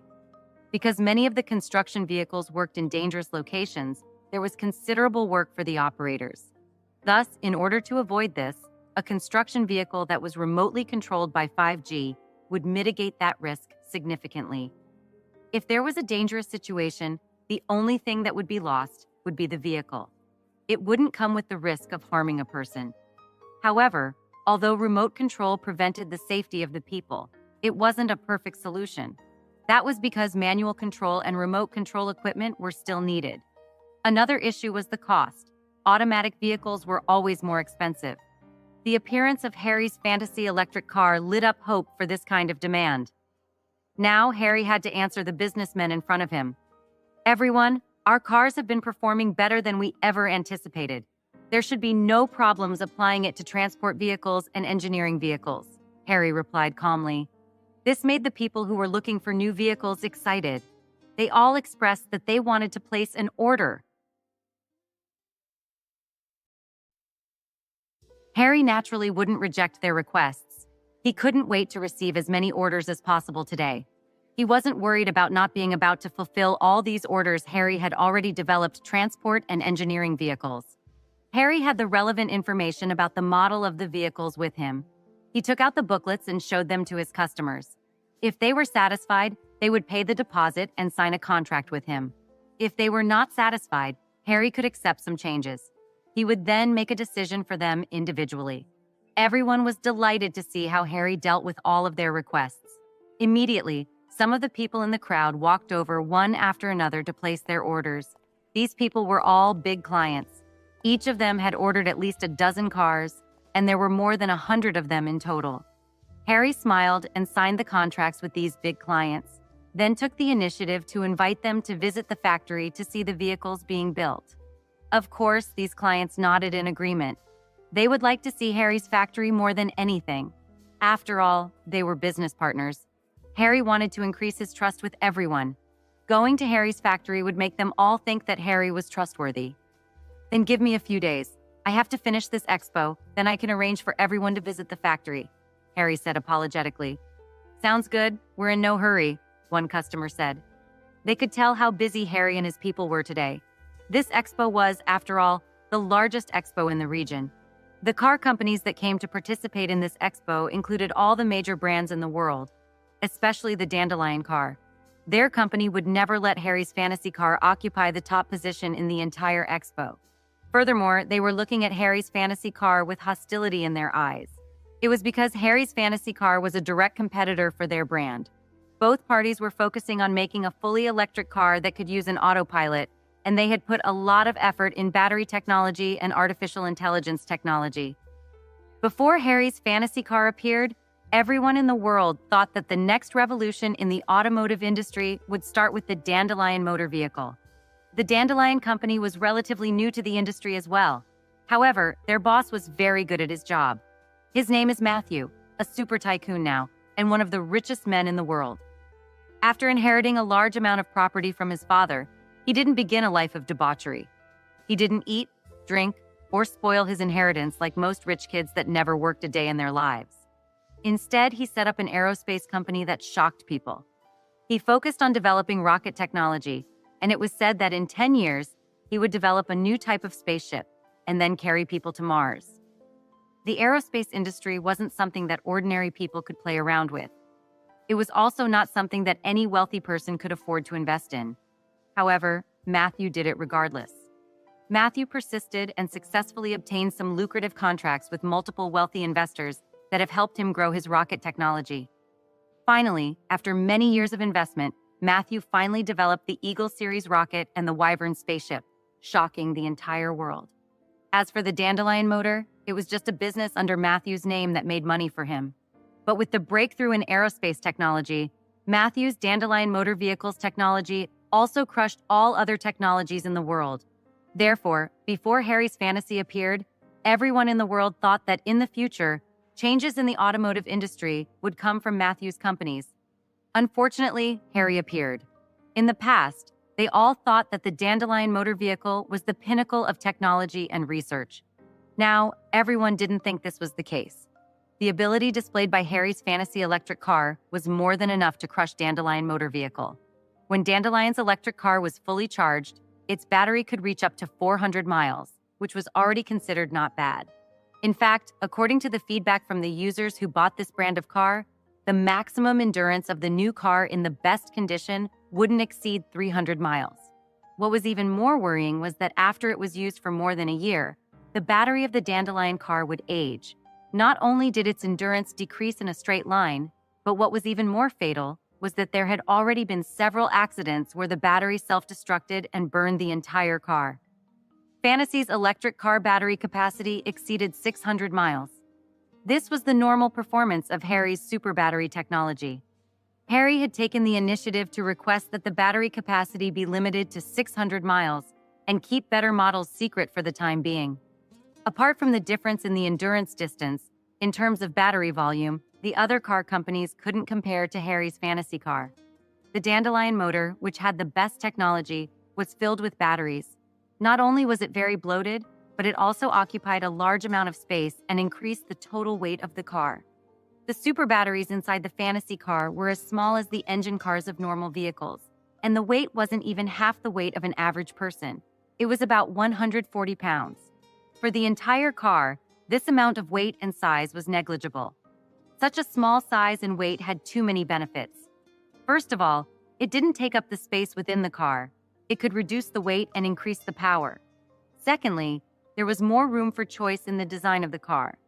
Harry had developed smaller cars with these batteries and had advertised them as well. He knew there was a market for small personal vehicles that people would need in large cities. This was a target group of clients, especially office workers in the bigger cities. The biggest headache for this group of people was the problem of commuting. These cities had a constant issue with rising rent prices. Therefore, many people who worked in the city center, in order to save money, had to commute from the suburbs. The distance from home to work was too far, and the traffic was a nightmare. Now that the major cities were seriously congested, in order to alleviate traffic, they began promoting people to buy smaller cars. Not everyone could afford to buy a new car. Even if they were cheap or got their old family car, it was still costly. However, before Harry's fantasy car appeared, the pure electric car wasn't favored by the working family, and very few people accepted it. The main thing was that there was an issue with the battery. It only lasted for a short period of time, and the battery's endurance was too low. In addition, the charging time was too long, and it was also inconvenient, which caused the market of electric cars to not be able to completely replace fuel cars. Now, with the appearance of the fantasy electric car, these inconvenient problems were directly solved. In addition, the charging station had also begun to appear in the city, which made it extremely convenient for everyone that worked downtown. The miniature fantasy car was small, so it was easy to drive in a big city with congested traffic. In addition, the price of this miniaturized car was also much cheaper than other car models. In terms of cost-performance ratio, this miniaturized car would be sought after by office workers. Because the office workers usually chose to take the subway and bus in order to get to work, some of them could even work for a few hours more instead of commuting. In addition to the artificial intelligence inside the car, it could drive itself. With this car, commuting to work was no longer a painful journey. There was no need to squeeze into the subway or on a bus with countless people. When they arrive at their job, they'd be 100 times more energetic than usual. Harry's fantasy minicar had so many advantages, but the Dandelion motor vehicle was nothing compared to it. The news about a new electric car was quickly reported to Matthew, the president of Dandelion Motor Vehicle. He stood in a spacious and luxurious office. Matthew no longer had the arrogant attitude he used to have. He knew that if he didn't deal with the situation at the expo, the Dandelion motor vehicle would become a thing of the past. It would be replaced by the fantasy electric car. Harry ignored the interests of other automotive companies and directly stepped into the automotive industry with an aggressive attitude. Matthew believed that he wasn't the only one who felt threatened. Although the appearance of the fantasy electric car made Matthew feel the most uneasy. After all, if the fantasy electric car was really popular, there would be no room for other vehicles in the future. Matthew looked at the document in his hand and remained silent for a long time. As the secretary anxiously waited, he finally raised his head. Inform the directors of the European Union and the US car companies. I need them to immediately hold a video conference with me, Matthew said seriously. The secretary also knew that the matter was urgent and immediately went to carry out his orders. The expo had already progressed, and tomorrow would be the last day. If they still couldn't come up with a way to counter the fantasy electric car, then in the future, the entire automotive industry would be dominated by fantasy. After the presidents of a few large automotive companies received the request, they immediately responded to Matthew. A group of people made a video call online to discuss the threat brought to the market by fantasy. What's the name of this brand? Fantasy? I think it should be called Calamity. Where did this company come from? Said one executive. Most old car brands had an unspoken agreement where they shared a lot of technology. Other than Matthew developing a new energy electric vehicle, most of the other automotive companies used the same patents for most of their vehicles. Of course, for the sake of their own competition and specialties, each automotive company also had some technologies that they kept to themselves. Even Matthew's Dandelion motor shared a lot of technologies for safety, though some of the more competitive technology Matthew kept to himself. In other words, between these car companies, there might be one or two technologies behind each other, but at the same time, they would also be one or two technologies ahead of each other. Everyone had their teeth interlocked with each other, tangled together, and no one had the ability to dominate the entire industry. Fantasy coming out of nowhere posed a massive problem. The executive that called the fantasy brand Calamity wasn't exaggerating. Matthew became impatient when none of the people on the call had come up with any good ideas. Harry didn't expect that his participation in the expo would cause such an uproar. 1,000 miles away, Matthew was discussing with the directors of various brands about how to deal with this new electric vehicle. Because of the appearance of the fantasy electric car, the future concept vehicles of other automotive companies had already been swept into the garbage. The blueprints that had been painstakingly drawn up were now nothing more than garbage. This problem sounded difficult to put into words, but it was the truth. Harry had already brought the future that people wanted into the present. The key was that the brand new car wasn't expensive. Most people could afford to buy it. New technology like this was always extremely expensive. However, fantasy was an anomaly. Even some expensive luxury cars seemed to lose their charm in front of the fantasy electric car. That was why the executives of other car companies were anxious to compete against an objectively better car. Once the expo was over, the fantasy electric car would be one of the best-selling cars in the world. Therefore, Matthew called a meeting to discuss countermeasures. They absolutely couldn't let fantasy succeed. In the luxurious office, Matthew frowned as he looked at the quarreling executives. He was very upset. After a long while, he finally let out a huff. "All right, stop talking." The other presidents were very unhappy. Matthew had always been condescending. Matthew didn't want to talk to these people anymore. He knew their conversation wasn't going anywhere. Time didn't wait for anyone. In another day and a half, the expo would be over. Matthew decided to lay his cards on the table. "Everyone here is an expert. I don't need to hide anything from you, so I'll just come out and say it. I know that everyone here has some confidential technologies. I think it's time to show them to everybody here." After saying this, the other executives immediately fell silent. The entire call became dead silent. Matthew thought that his internet was cut off. Seeing that these people were silent, Matthew sneered and said, "What's wrong? You still want to play this close to the chest? We are running out of time." "What did you think was going to happen? Of course, we're going to keep our only edge in the market a secret," said one executive. Some people didn't agree with Matthew's suggestion. These executives were smart and could see through Matthew's game. Everyone knew what Matthew's suggestion was and what he wanted to do with the technologies. No one wanted to hand their secrets over to Matthew. The other problem was that a lot of these companies had been trying to develop new technologies and had made little to no progress. They were holding on to these technologies because they still had a few years till they could be used properly. It was also a matter of cost. This meant that these technologies were temporarily stored and couldn't bring any benefits to these companies. That was why they continued to use outdated technologies on their newer models. Everything they did was for the sake of making money. After all, they were businessmen. If they didn't want to make money, then their companies wouldn't be able to live for long. Therefore, when Matthew gave this suggestion, everyone fell silent. Matthew's meaning was very clear. He wanted to use these technologies to compete against the fantasy electric car. All the executives thought that this was futile. Harry's car had every advantage. If they wanted to fight against him, they would have to put everything on the line, including their barely working technology. This could mean disaster for all of their companies. It was foreseeable that if fantasy maintained its current price, they would have to lower their own prices and end up losing all their money. After a long period of time, Harry would dominate the entire industry. However, Matthew was thinking 10 steps ahead of everyone on the call. He said with a cold smile, "All of you want to earn money, right? I want to as well. The problem is that the fantasy electric car won't give us a chance. Either we wait for death now or we give it our best. Who knows? There might be a chance for us to turn the situation around." The other car company executives were silent for a long time. Finally, one of them spoke. "I agree with Matthew's suggestion. Everyone, it is now a life and death situation. If we don't resist, we will die." Another executive also spoke. "Yes, no matter what, we have to resist." The other executives also began to nod in agreement. This was their collective problem. None of them could stand by the side and be unscathed. It was impossible to sit by and do nothing. Matthew saw that everyone had nodded. He smiled in relief.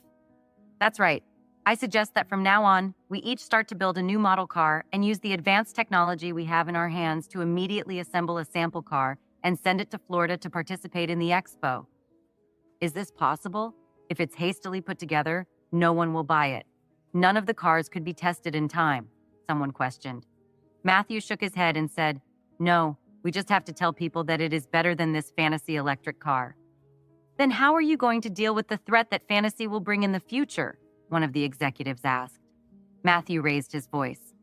This is the reason why I called you all here today. I want all of us to work together and share our technology to deal with this fantasy electric car.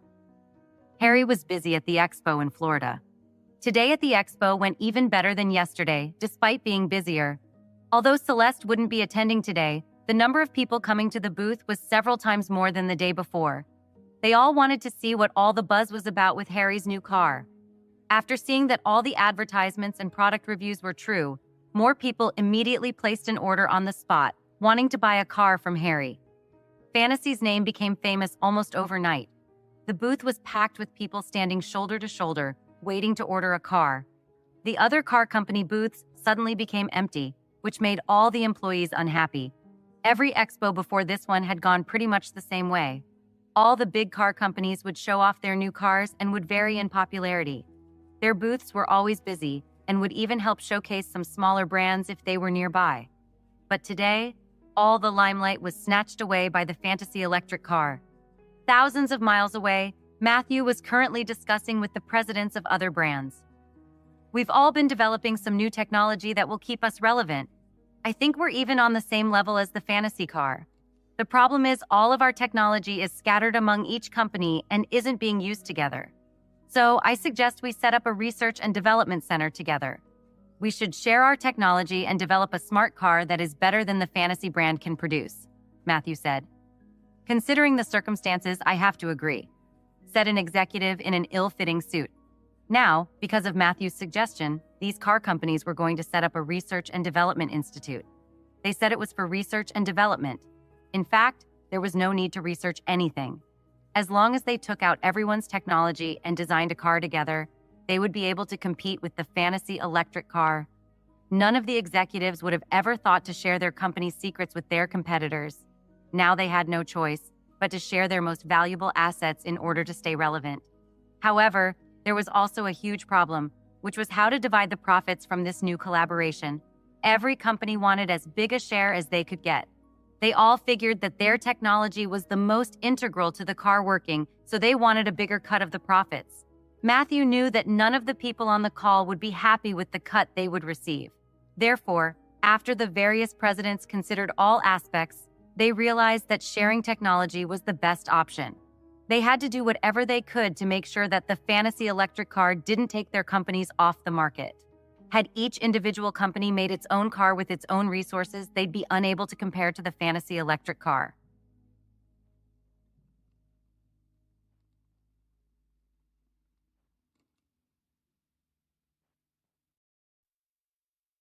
After reaching an agreement on the most important matter, Matthew felt a little more at ease. He opened his mouth again. We can start work on building our models, but I have to add another proposal. We need everyone to hire some big names to help us present our car at the expo. The executives all agreed. They knew that hiring some celebrities would easily attract a lot of media attention.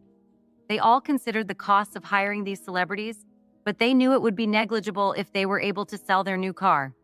Compared to the amount of money they had spent on research and development, hiring a few celebrities was practically nothing. The fantasy electric car had caused quite a stir at the expo and was being widely accepted online. These old car companies had to show that they also could make a car just as good. They needed to showcase this at the expo, or they would lose a valuable window for promoting their new joint car model. They had to let everyone know that in the future, Fantasy wasn't the only company in the automotive industry. While the executives were rushing around calling everyone they could get their companies to cooperate, Harry had been busy at the expo. Harry didn't have any intention of monopolizing the car industry when he built the fantasy electric car. Had Harry known that the other car companies had been plotting to compete with him, he would have been happy to know that they were doing everything they could to compete. After all, competition is good for business.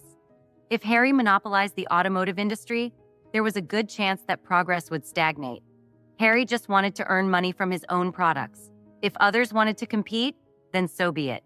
As long as they didn't use underhanded means. If they were fair, Harry wouldn't do anything to stop them. Harry once again recruited dozens of employees, which helped reduce the stress on the employees and helped move the line of people along smoothly. After leaving his employees with the countless customers, Harry came to the group of people who had been waiting for him. "I'm sorry to keep you waiting," Harry said apologetically. These people were the owners of a few logistics companies, but they were all flattered to see Harry being so polite. While Harry was busy, some of the executives made a few calls and had figured out that Harry had a lot of power and money. "We didn't have to wait long," one man said. "Mr. Harry, if you're busy, we're happy to keep waiting," a tall man said. In the automotive industry, these executives were integral to the country's supply chain. Without these businesses, life as people know it would come to a screeching halt. Harry had noticed that the executives were all extremely well-dressed. He knew that their businesses had grown significantly in the past few years, but he didn't know by how much. He also knew that these kinds of men rarely ever cared about anyone but themselves. The mere fact that they were happy to wait for Harry showed that he had gained their respect or their fear when they knew that Harry could ruin their businesses with one phone call. These people were like ants looking up to an elephant when facing Harry. Harry smiled and said, "No need to be so polite, everyone. I'm not busy now. Besides, I offered to take you all to my factory. I always keep my word." The group of people chatted as they walked to the parking lot. A section of the parking lot had been cleared, and in the front of the parking lot stood a huge helicopter. Harry's helicopter had been prepped to go to the industrial island on a moment's notice. None of the logistics executives were opposed to flying in the helicopter. They knew it would be faster than taking a boat to the island. They all boarded the helicopter together. This helicopter was a large-scale transport helicopter, and it was more than big enough for a dozen people to ride it. On the way to Industrial Island, the men were all very excited.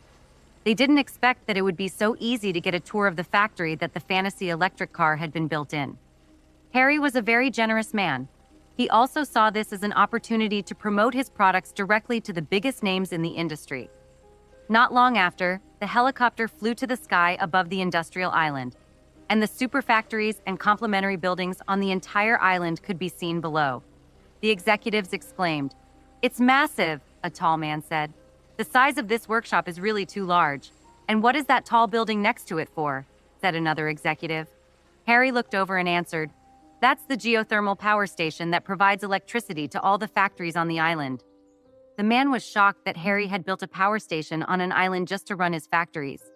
He knew how expensive these kinds of buildings were and couldn't believe that someone would spend all that money to make a car, no matter how nice it was. It didn't make sense. Most power stations were used on a wide scale and were accessible to hundreds of thousands of homes and businesses. Building the power station was expensive, so the power would be sold to the people, and that was how the stations made money.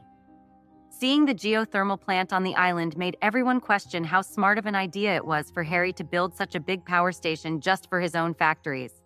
The executives knew that this kind of power station was renewable and didn't need to transport any fuel, so it would be cost-efficient when it was up and running. The upfront cost for building it was astronomical and would be a bad investment for pretty much anyone. Harry had been willing to spend a fortune, and the executives were aware that they'd never make that kind of money in their entire lives. Amidst the exclamations, the helicopter landed on the industrial island. Harry called everyone off the helicopter and went all the way to the workshop that manufactured the fantasy electric car.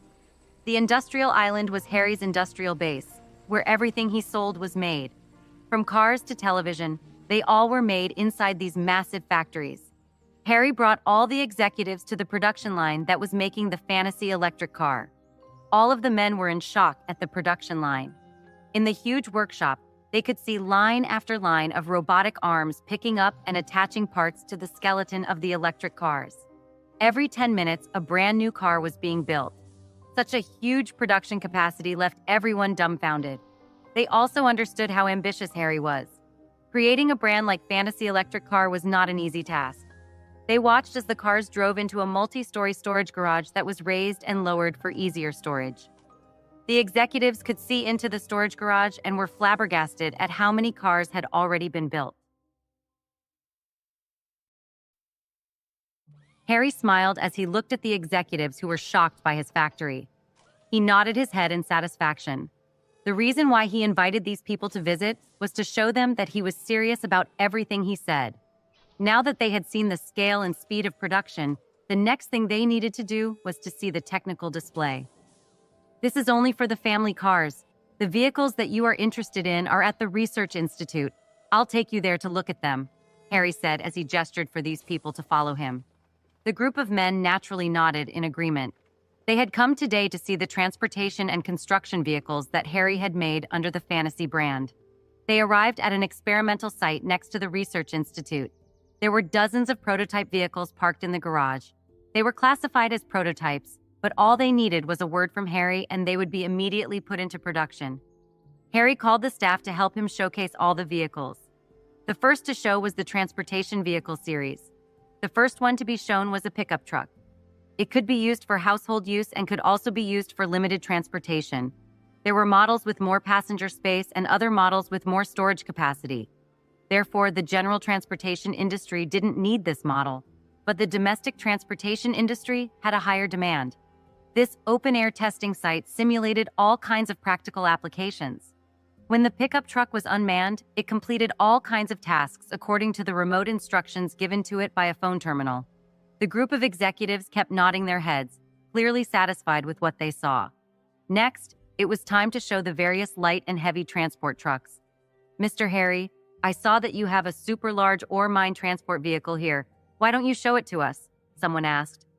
They saw a huge parking garage. Inside was one of the haulers that they used in mines across the world that would carry thousands of tons of rock at a time. These trucks were more than 50 feet tall, Harry said with a smile. Do you need a vehicle like that? The others all shook their heads. Only the boss who asked nodded. He said, To tell you the truth, Mr. Harry, I recently bought a big business. They are operating in a large open-air coal mine, and I need to buy a couple more vehicles to make sure that it stays profitable. Harry nodded and said, Understood, we can take a look at it. We don't have to look at every vehicle, they all have the same AI. The boss who asked this question said in embarrassment, Actually, I don't have any doubts about the AI. I just have concerns that a big truck like this can't possibly work as well as the already made diesel-powered trucks. Harry understood. The trucks needed large amounts of power to operate, and fossil fuels were the only fuel that would work. The torque that was produced from burning diesel was unmatched. It was hard to believe that electric motors could do the job. Harry waved his hand and said, It's okay. It's normal to have doubts. Today I invited everyone here to answer your questions. After saying that, he got people to start demonstrating the load capacity of the ore mine transport vehicle. After a few hundred tons of earth and stone were filled, the transport wagon started to run steadily with a buzzing sound. Not only could it run normally, but it also ran across many complicated roads while carrying the heavy load. It simulated the transportation situation of various ore mines in the real world, as well as the ability to jump over obstacles and climb hills. In fact, an ore mine transport vehicle with a super battery carrying a few hundred tons of weight looked like it was carrying nothing at all. Originally, the size of the ore mine transport vehicle was already large. After installing a more powerful super battery, the ability it displayed was even more powerful than the fuel mine transport vehicle. After showing that it could run for more than an hour, Harry brought everyone into the driver's seat and looked at the amount of battery displayed on the power indicator. The indicator still showed 99%. The boss who acquired the coal mine slapped his knee. This is the car! I need this car! The job that he had accepted was originally a lucrative deal. Harry's ore truck would essentially be printing money. The cost required to operate had fallen by a large margin, and the profit he could earn was even higher. Fuel costs alone were the breaking point in a lot of business ventures. Now that he had a pure electric vehicle, he would be able to save a lot of money. The cost to recharge the battery on the truck would still cost a lot of money. However, the amount of money needed to recharge was minuscule compared to the money needed to buy oil. After the transportation vehicles were all displayed, the owners of the transportation vehicle companies were satisfied. However, the owners who wanted to see the construction vehicles couldn't wait any longer. If the transportation vehicles were so perfect, then the construction vehicles had to be just as good. Looking at the construction workers who were looking at him with eager eyes, Harry knew that they couldn't wait any longer. Don't worry, everyone. I'll show you all the construction vehicles now. They may not be the exact model you need, but that can be fixed in no time, Harry said. Construction vehicles were very complicated because they needed to meet different needs. Harry had things like loading machines, excavators, and forklift trucks that were commonly used. There were also agricultural machines, harvesting machines, and so on. There were samples all over the research institute. After showing all the vehicles one by one, everyone nodded their heads in satisfaction. Before Harry could offer them a place to rest, all the executives were demanding to place orders. Harry was surprised. Harry could only console them with a smile when he saw how anxious these people were to be the first to get their orders. "Everyone, don't worry. I'm happy to take any order. Let's go to the reception room and have some tea first." One of the men rushed forward. "Mr. Harry, we have to hurry. You have to take my order first." The reason why everyone was fighting each other over the purchase order was because they wanted to give priority to their own supply. They wanted Harry to mass-produce their vehicles without waiting for the production line to produce all the other vehicles for the other executives. Harry didn't seem to have any intentions of mass production for any of his transportation and construction vehicles. The first order would naturally be a priority for production. These transportation and construction bosses were being friendly with each other while they were touring the factory. Now they had dropped the facade and were back to competing to get ahead in the industry. Therefore, it was understandable that they wanted to compete for the first order. Harry had indeed prioritized the production lines to manufacture household cars. Harry didn't have any plans to mass-produce transport vehicles and construction vehicles yet. In the meeting room, Harry asked the staff to take care of the guests and rest for a while. He found an excuse to leave for the time being. The reason why he let these people sit alone for a while was intentional. To Harry, they were all his clients. He couldn't show favoritism. Therefore, he gave them some time to discuss amongst themselves. After about half an hour, Harry felt that it was about time, so he returned to the conference room. Before he could say anything, someone stood out. "Mr. Harry, we have discussed this matter." "Oh, what do you mean?" Harry asked. "Because you can't provide all of our orders at the moment. We want to divide them up evenly." Harry nodded. As expected, these people divided it equally. He smiled and said, "That's fine too. It's best if everyone gets a share. My car just came out, so I actually need to collect feedback from some users. Of course, the output will increase in the future." "I can't think of any other company that can compare to your product," Harry said humbly. "You're too kind." After drinking a few cups of tea, Harry signed a contract with these executives. There were a total of 200 transport vehicles and 300 construction vehicles. The total cost of the order was more than $700 million. The executives settled the deposit and were contracted to send the rest of the money when their vehicles arrived. Both parties were happy. Harry rejected their invitation to treat him to a meal and politely sent them away. Harry thought it was interesting that he was invited. Usually, the person selling the product would have to treat the potential buyer. Today, it was the opposite. After sending them away, Harry didn't return to the expo site. He had been so busy, he planned to go to the manor to rest. He even smiled as he walked. He felt that today was really interesting. Originally, he was going to promote domestic cars at the expo, but he didn't expect to sell $700 million worth of transport and construction vehicles. "Why are you back so early?" Michaela asked when she saw Harry. "I just brought some guests to visit the factory. I'm a little tired now, so I came back to rest," Harry said. Michaela looked at the traces of sweat on Harry's head and said sadly, "You have so many employees. Just let them work. Why do you need to do everything yourself?" Harry said, "I'm a businessman. I need to be present at every new launch. Otherwise, I'll be a fraud." Michaela shook her head and said, "Even so, you can't overwork yourself. Lie down and let me give you a massage." Harry asked curiously, "When did you learn how to give a massage?" "Holly taught me. Now lie down." Michaela pressed Harry's shoulder and let him lie on the wide sofa.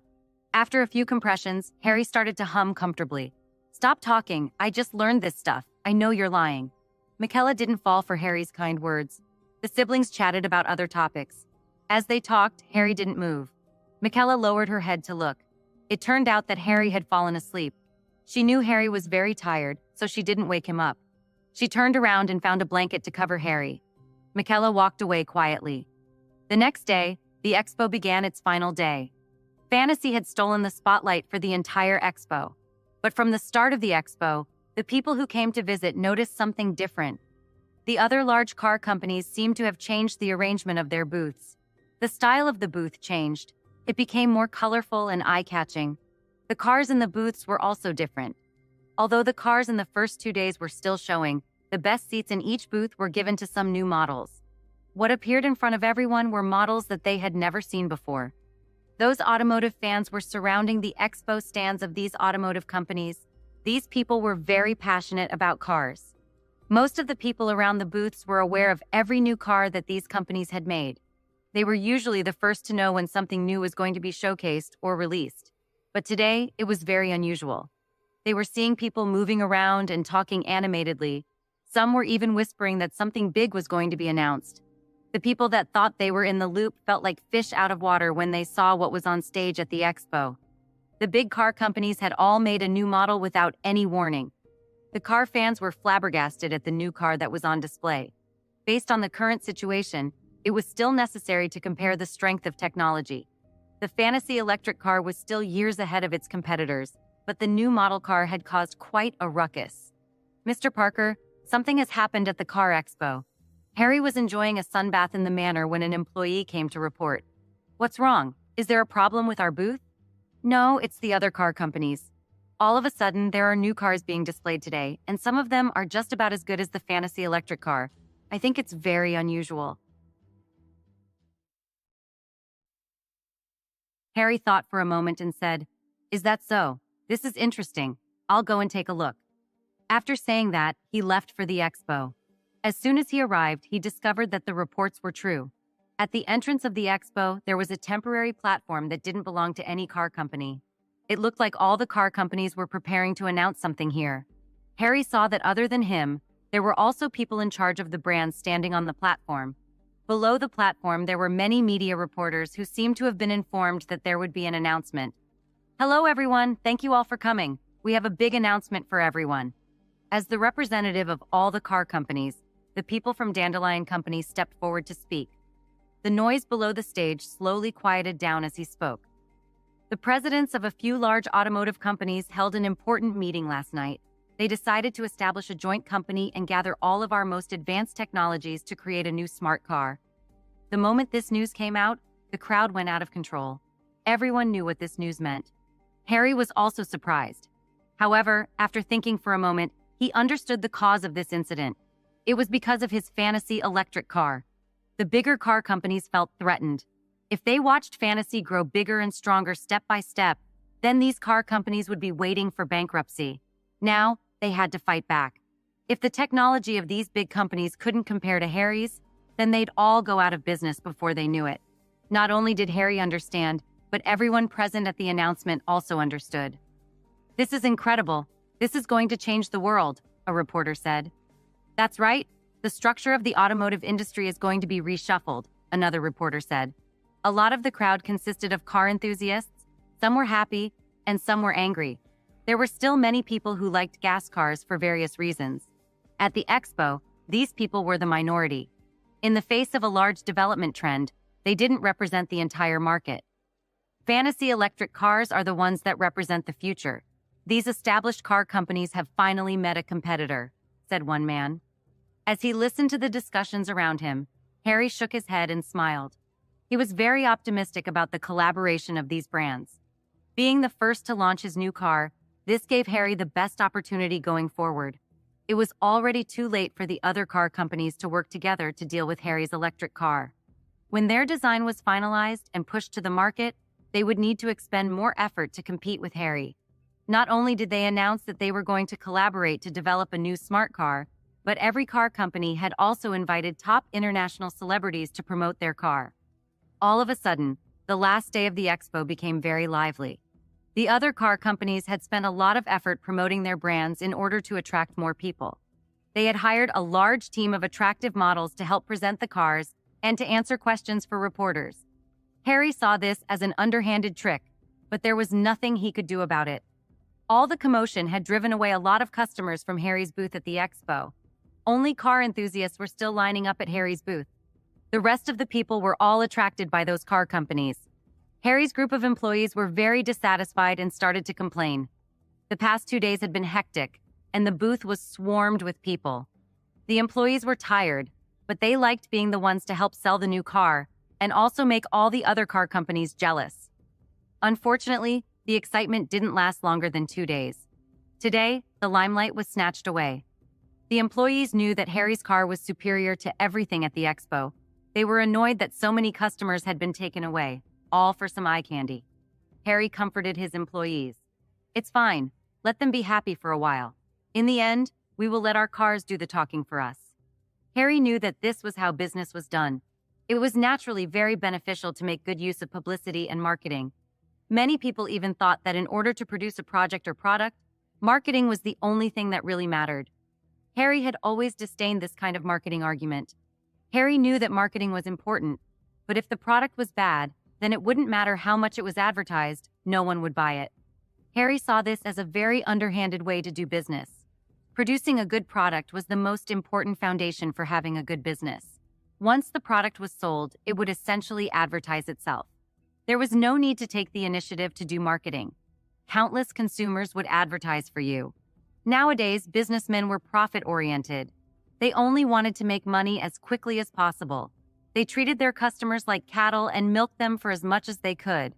Harry was different. He was a little short of money now, but it wasn't because Harry wanted to earn money by any means necessary. At the expo, those old car companies were using beautiful women to attract people's attention, and Harry's booth had become deserted. Harry's employees were very anxious. Harry, on the other hand, was calm and didn't mind at all.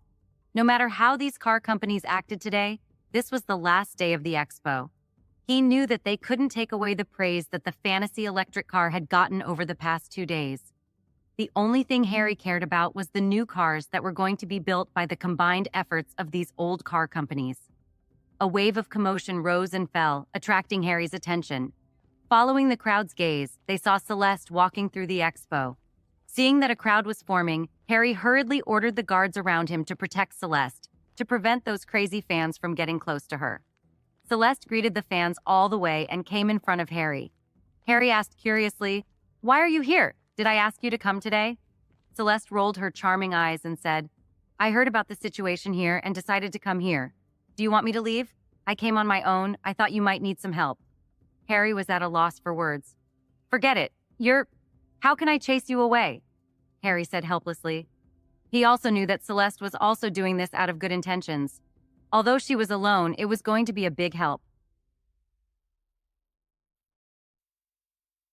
It's not that Celeste is arrogant, it's that she knows her worth. Celeste was the most popular person in the industry. The models that the car companies hired weren't collectively as famous as she was. In the expo, before Celeste came, the big stars invited by the established car companies were all trying to impress the large crowds of people. However, no one was able to capture the crowd and attract everyone's attention.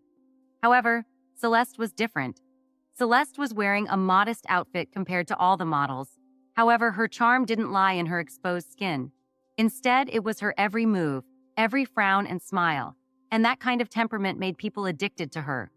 All the models had started to think that they were exposing too much of their skin when they saw how elegant Celeste was. Harry started to gather a large crowd again. Countless people rushed back and crowded around Harry's booth. They all wanted to see Celeste. "Look, if I don't come, no one will pay attention to you." Celeste secretly gave Harry a proud look. It was obvious that she wanted to take credit. Harry smiled. "They're here for you. How can I ever thank you?" Celeste covered her mouth and said softly, "I can think of something." Harry quickly made a gesture to stop her. "Stop. There are many people here. Don't be crass." Harry didn't need to finish his words to know what she wanted to do. Recently, Harry had been busy with other things. He wasn't as close with Celeste as before. This made her very dissatisfied. It seemed that she had some ulterior motives for coming here to help today. Right now, she was being surrounded by countless fans at the expo. If Celeste's voice was a little louder, it would be heard by others. That would cause a lot of articles to be written about Celeste and her love life. Fortunately, Harry stopped her in time. Celeste herself also knew in her heart that she couldn't say anything too loudly. The expo had seen a shift in attention inside the convention center as the crowd went from fantasy to the large car companies and now back to fantasy. Celeste had turned the attention back to the fantasy brand once again. The models couldn't possibly compare to her popularity, no matter how much money the other car companies threw at them. Harry's Fantasy Expo booth became lively once again, but this time, the number of people paying attention to the cars had clearly decreased. Everyone had the same idea. Everyone came to see Celeste. Most of them had no desire to look at the cars anymore. A lot of the men that attended the expo today hadn't been interested in looking at the cars. there were still many people who were reluctant to leave when the expo ended and were still intoxicated by Celeste's peerless appearance. After the expo ended, Harry's fantasy electric car officially appeared on the market and started to promote sales all over the country. As Harry's main agent in the country, Harvey had made a lot of money. He set up a branch company from the Livingston Group to operate the fantasy car's sales network all over the country. It was convenient for the Livingston Group to handle this matter. The Livingston Group's industries had already been set up for this kind of particular job. Now, in order to sell the fantasy electric car, it was nothing more than taking out a portion of the resources from the various cities to accommodate it. The fantasy smartphone was easy to transport, but the fantasy electric car was a much harder problem. The location of the dealership in the city center was neither suitable nor convenient. However, the building had garnered a good reputation for the cars that had been sold there previously. Although the fantasy electric car didn't have a luxury model, it was still recognized by the public as close enough to luxury that they didn't need a special model. Therefore, Harvey chose the dealership of the fantasy electric car to be located outside the city centers. It wasn't far away from downtown, but still got a decent amount of traffic. The dealerships expanded very quickly, and in just a month, it covered all the big, medium, and small cities. The sales were even more amazing. Every open store was full of customers. For a moment, there was a trend of buying fantasy electric cars from all over the world. Especially young people, they fought so hard to buy a fantasy car. It was as if it had become a fashion trend. Whoever went out without a fantasy car would be looked down upon. Harry and Harvey naturally earned a lot of money from this crazed trend. The cars of the other brands were in trouble. The competition between this industry and the market was already intense enough. Dozens of car brands had been trying to get a bigger share in the market, but it became harder by the day. The initial wave of purchases lasted for a whole month without any signs of slowing down, and the other car companies could barely compete with the fantasy sales. In this month, many of the dealerships that represented these other brands closed down one after another. Many car dealers saw Harry's massive success and wanted to come work for him so they could sell his fantasy electric car. The idea was pretty good, but no one could get authorization to work for the brand. Harry had already handed over the full operation of the entire fantasy electric car to Harvey. The Livingston Group had no use for any more employees at their dealerships, especially from competing companies. Now that the entire market had been occupied by the fantasy electric car, it was impossible for them to continue working in this industry. While the dealerships continued to close down, and the workers started looking for new career paths, the brand that had been developed by the conglomeration of the other car brands had finally seen some significant sales with their own line of electric cars. Harry didn't expect that these companies would be able to develop so quickly.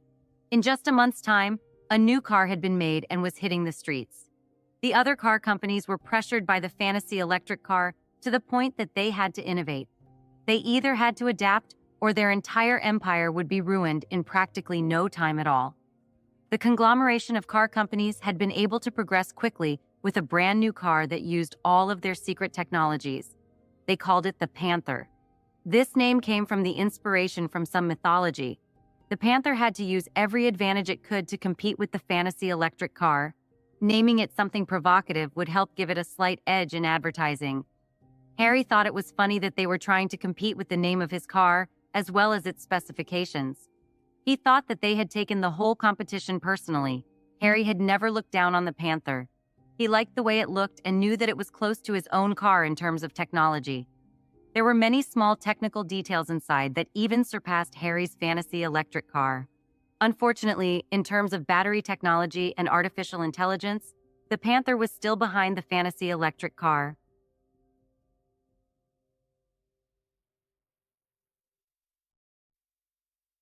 However, the extended range that Harry's car had wasn't necessary for every consumer. With half the distance, most people saw it as a good compromise if they didn't like Harry's car for any reason. The artificial intelligence that the Panther used was still incredibly basic. It worked better than older models, but still felt incredibly robotic and couldn't pick up most accents. The Panther had been on the market for as long as Harry's car, but they claimed to have made almost double the number of cars. The conglomerate had been using all their resources to mass-produce the Panther and to make sure that their dealerships had enough parts to fix any issues that might arise. They knew that they couldn't compete with Harry in terms of technology alone. Hence, they took a different approach and prepared to run other sources of income to compete with Harry for control of the market. Harry's fantasy electric car was a new brand. Although it was widely accepted and liked by the public, it had a shortcoming in terms of financial stability. In order to compete in the market with Harry, they had thought of a strategy. Many people who had bought old fuel and electric vehicles were struggling. They knew that electric cars were going to replace every model of car, so they offered to have them exchanged for a more cost-efficient electric car.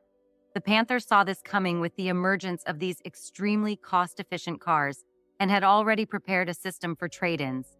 They had made a program that would determine the price of the old car and take off that value from the Panther with a few other incentives. This immediately opened up the market for the Panther. Although the overall performance wasn't as good as Harry's fantasy electric smart car, it was enough for daily use. This method of replacing old cars perfectly solved multiple problems at once. Because the conglomerate of car companies could sell some of their cars at a loss, they could sell more of the Panther. This was something Harry couldn't do. He didn't have the right amount of capital to be able to take a large portion of losses just so he could sell more cars. He also couldn't even take the old cars. He would have no use for them. They were effectively scrap metal, and he had no way of getting rid of them in a timely manner. The whole process of scavenging parts to recycle and use in his own car was one way of dealing with it.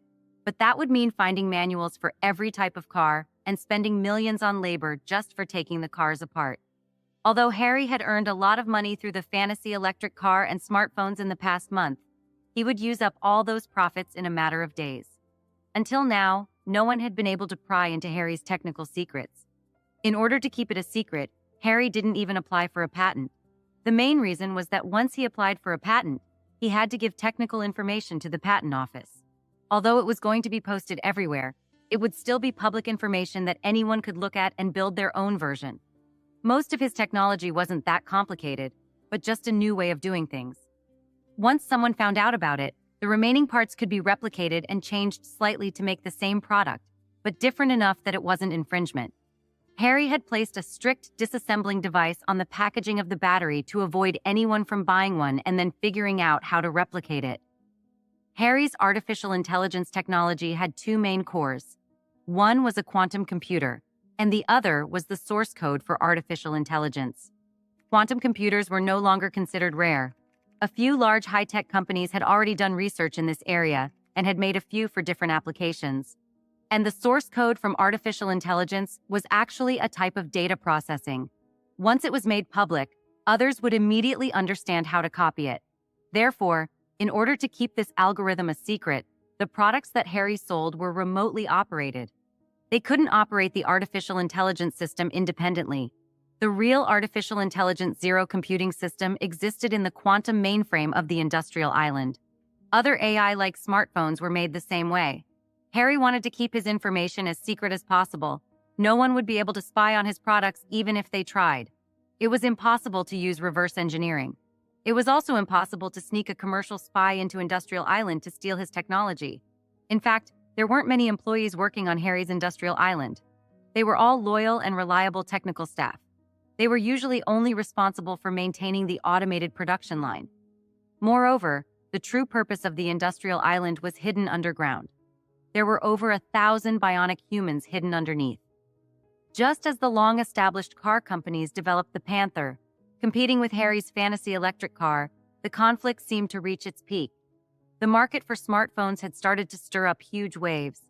When Harry's fantasy smartphone went public, it became one of the most popular phones in the world. Furthermore, smartphones weren't like cars.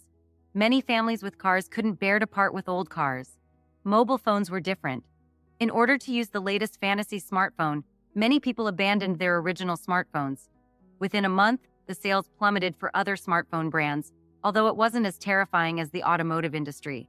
However, for these mobile phone brands, it was unbearable. After scheming against Harry and failing to steal his technology, these mobile phone brands joined forces to accuse Harry of having a monopoly on the market. They wanted to make the battery and artificial intelligence technology public. Harry naturally ignored this request. If he acknowledged the request, he'd have to prove he didn't have a monopoly and make his technology public. In the current market, Harry's fantasy brand only occupied 50% of the market share. In the car industry, Harry almost occupied the entire market.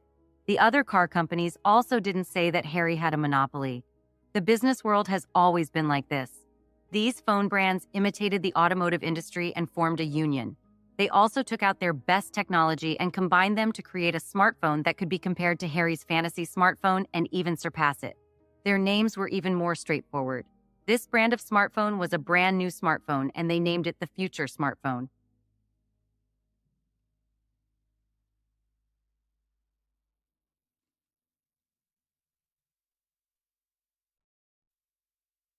They thought that it would be best to rely on the name to take advantage of the situation and suppress the development of the fantasy smartphone at the same time. Harry's publicity was much different than the smartphone companies. They had spent more than they ever had on marketing trying to get every inch of coverage so the maximum amount of people would see it. As long as it was an advertisement for the future smartphone, no matter how much money it cost, online or offline. They didn't care how much they would spend. For a time, every city and even the countryside had an advertisement for the future smartphone. Online marketing was even more aggressive. No matter if it was hard advertising or soft advertising, they all did it once. Anyone looking for a new phone had a difficult choice to make. They didn't know whether to choose the fantasy smartphone or the future. Both brands of phones had their pros and cons. Harry's fantasy smartphone couldn't completely overpower the future smartphone. This was because Harry's fantasy smartphone, other than the most outstanding super batteries and artificial intelligence, wasn't that impressive. Just like that, Harry's two main products met two competitors who were entangled with each other. The two competitors were strong, even though they were caught off guard by Harry in the beginning. However, after they regained their senses, they immediately chose the best way to fight back. They abandoned their past grudges and worked together to deal with Harry. Harry didn't have enough capital or funds to compete with two separate industries that had joined forces against him. From a technical point of view, the number of new technologies that the other party used on the new products was much greater than Harry's smartphone. They were at a stalemate because Harry had made the best batteries in the world and had access to the most robust artificial intelligence. Harry's competitors had been trying to figure out what the super batteries were made of and had begun developing their own artificial intelligence to no avail. Even if they gathered all the research experts and invested a huge number of resources, they couldn't create Harry's technologies. So they turned to some underhanded tactics. In a dark but luxurious room, there was a group of people in decent clothing sitting together and discussing what to do next. "I have spent a fortune trying to make a better battery, and I can't even come close to Harry's." Someone sighed deeply. His words revealed a sense of exhaustion. "In my opinion, there's no need to waste so much money. This is simply a bottomless pit," the man continued. "I agree. Rather than throwing so much money into a research project with no results, we might as well think of another way to make these technologies," said another man. "What can we do? We've already tried our best, but we still can't find any clues on how they're made." Another man chimed in. "Then let's not do it. Save the money and hire some commercial spies or something to steal the technology from fantasy," the first man said. At the same time, at a different location, in a dark room, there was another group of people. What was even more coincidental was that this group of people were also discussing how to obtain the super battery and artificial intelligence technology. "Now, our Panther has successfully stabilized the market for us," said a large man. "But the situation is still not optimistic. Even with all of us together, we're still barely breaking even," a man in glasses yelled. "Yeah, right now, the fantasy electric car has a huge advantage in technology. We have some things that are better, but not in the areas that count," a man with glasses said. "Just because we can temporarily compete with fantasy electric cars doesn't mean that we can still hold on in the future," the large man said. "I think we won't hold on for too long. After the discount of replacing the old cars is over, the sales of the current Panther might have a huge decline," the man with glasses said. "Even after investing a huge amount of money, we still can't develop the same technology as the fantasy electric car. I don't think we can wait any longer," the large man said. "We still have to think of a way to obtain the fantasy electric car's technology." Whether it was the Future's phone or the Panther electric cars, both parties wanted to steal Harry's technology at the same time. If they couldn't make something similar to Harry's technology, they'd want to steal it by force. Now, if these competitors wanted to live, their only hope was to obtain Harry's two core technologies. Although both parties had held meetings in different locations and were thousands of miles away from each other, they were both plotting against Harry. Since Harry was taking over the market, they naturally had to study Harry as thoroughly as possible. As the saying went, the enemy of an enemy was a friend. The smartphone and automotive industries began to communicate. Originally, these two industries were unrelated to each other, but now, due to Harry's oppression, they gradually developed a deeper connection. In the dim conference room, a person's phone lit up. After looking at the message he received, the person jumped up in excitement. He had received word that they weren't the only conglomerate to come out from Harry jumping into the market. When the group of people heard the good news, they all laughed out loud at the same time. "The smartphone companies are having the exact same problem as us," the man said. "I think we can strengthen our contact with that side. Perhaps we can work together to deal with Harry." The large man said, "This is feasible. Our colleagues in the mobile world hate Harry as much as we do." The man with glasses said, "All right, then let's hurry up and contact the phone world and see how we can deal with Harry together," the large man said. The people who plotted against Harry from both sides quickly connected with each other through their mutual enemy. The group of smartphone companies were going to learn that they weren't as powerful together as they thought. They really wanted to get the technology from Harry in a way that wasn't very particular.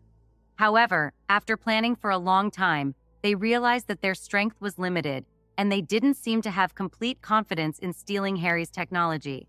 The smartphone industry was still rather new. They didn't have much of a foundation. Although they had earned a lot of money over the years, having a lot of money wasn't necessarily easy to handle, especially against Harry. His strength was frightening and unfathomable. It wasn't like hiring one or two commercial spies to run amok in Harry's factory. There wasn't anyone they could turn to with this kind of mission. They had a clear understanding of how to deal with Harry. They lacked the means to carry out their plans. Just as they were discussing, the car company Alliance took the initiative to contact them. "Good news! It turns out that we aren't the only ones who want to take Harry down." An executive in the mobile phone industry stood up excitedly and shouted. He had a wide range of friends, so he was chosen by the car company Alliance as the bridge of communication between the two parties. "Why do you say that? Who else wants to deal with Harry?" another man asked. "He's from the automotive industry," the executive said. The group of people became excited. The frown on their faces disappeared. They could coordinate their plan with the other group and see if they have spies that they could send. The smartphone companies thought that they had caught a break, while the automotive companies had found people that could take the fall if everything goes poorly. To put it bluntly, they were cannon fodder, but the people in the mobile phone industry didn't think so. Even if they were treated as cannon fodder, they were still willing to do anything to get ahead of Harry. Because if they didn't get Harry's technology, the mobile phone industry wouldn't be able to last much longer. Rather than being squeezed to death by Harry, they might as well try everything they could. Furthermore, with the help of those executives in the automotive industry, in the eyes of these people in the mobile phone industry, the possibility of success was very high. They didn't think that the combined strength of both sides wouldn't be enough to deal with Harry. Everyone would be happy if they won. If they lost, they would be unable to stop Harry from taking over. The auto industry said they were going to attack Harry, but they didn't have full confidence, so they came to us, the executive said. "Oh, right. Didn't the automotive industry say what we should do after we get the technologies?" the man said. A situation where everyone was happy was what these big shots in the mobile phone industry wanted to see the most. In their hearts, they were glad that the people in the automotive industry didn't bully them just because they were strong. Since they could share their technology, it was necessary for them to work together this time. There was another group that was waiting in the dark, eyeing Harry covetously.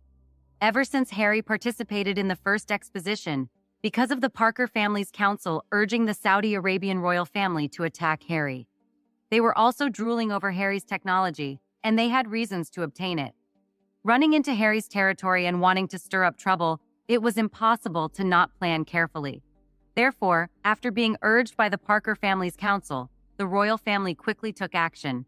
However, they had been moving in the dark and didn't take action immediately.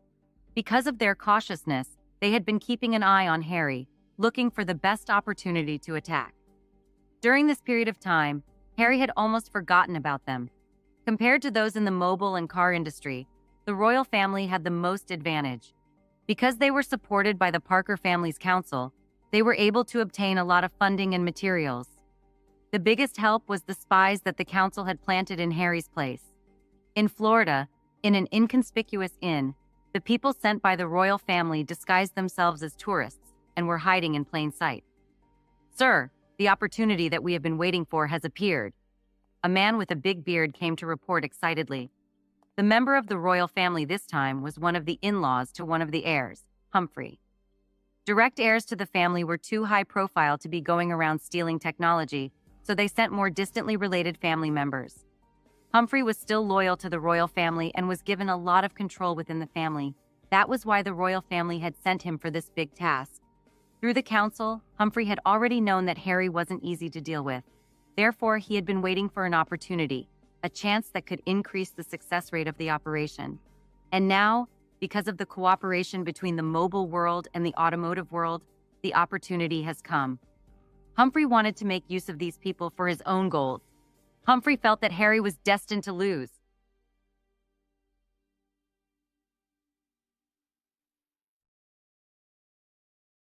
Harry had 4 separate groups targeting him at the same time. Although the Parker family's council didn't attack him directly, they were considered an independent party that was also involved. The 4 parties attacked in unison. The seemingly calm situation in Florida was about to face a big storm. The sales of the fantasy electric car had increased steadily. Within a few weeks, it had increased exponentially. The production line at the super factory was working at full capacity, and they were still slowly running out of cars in storage.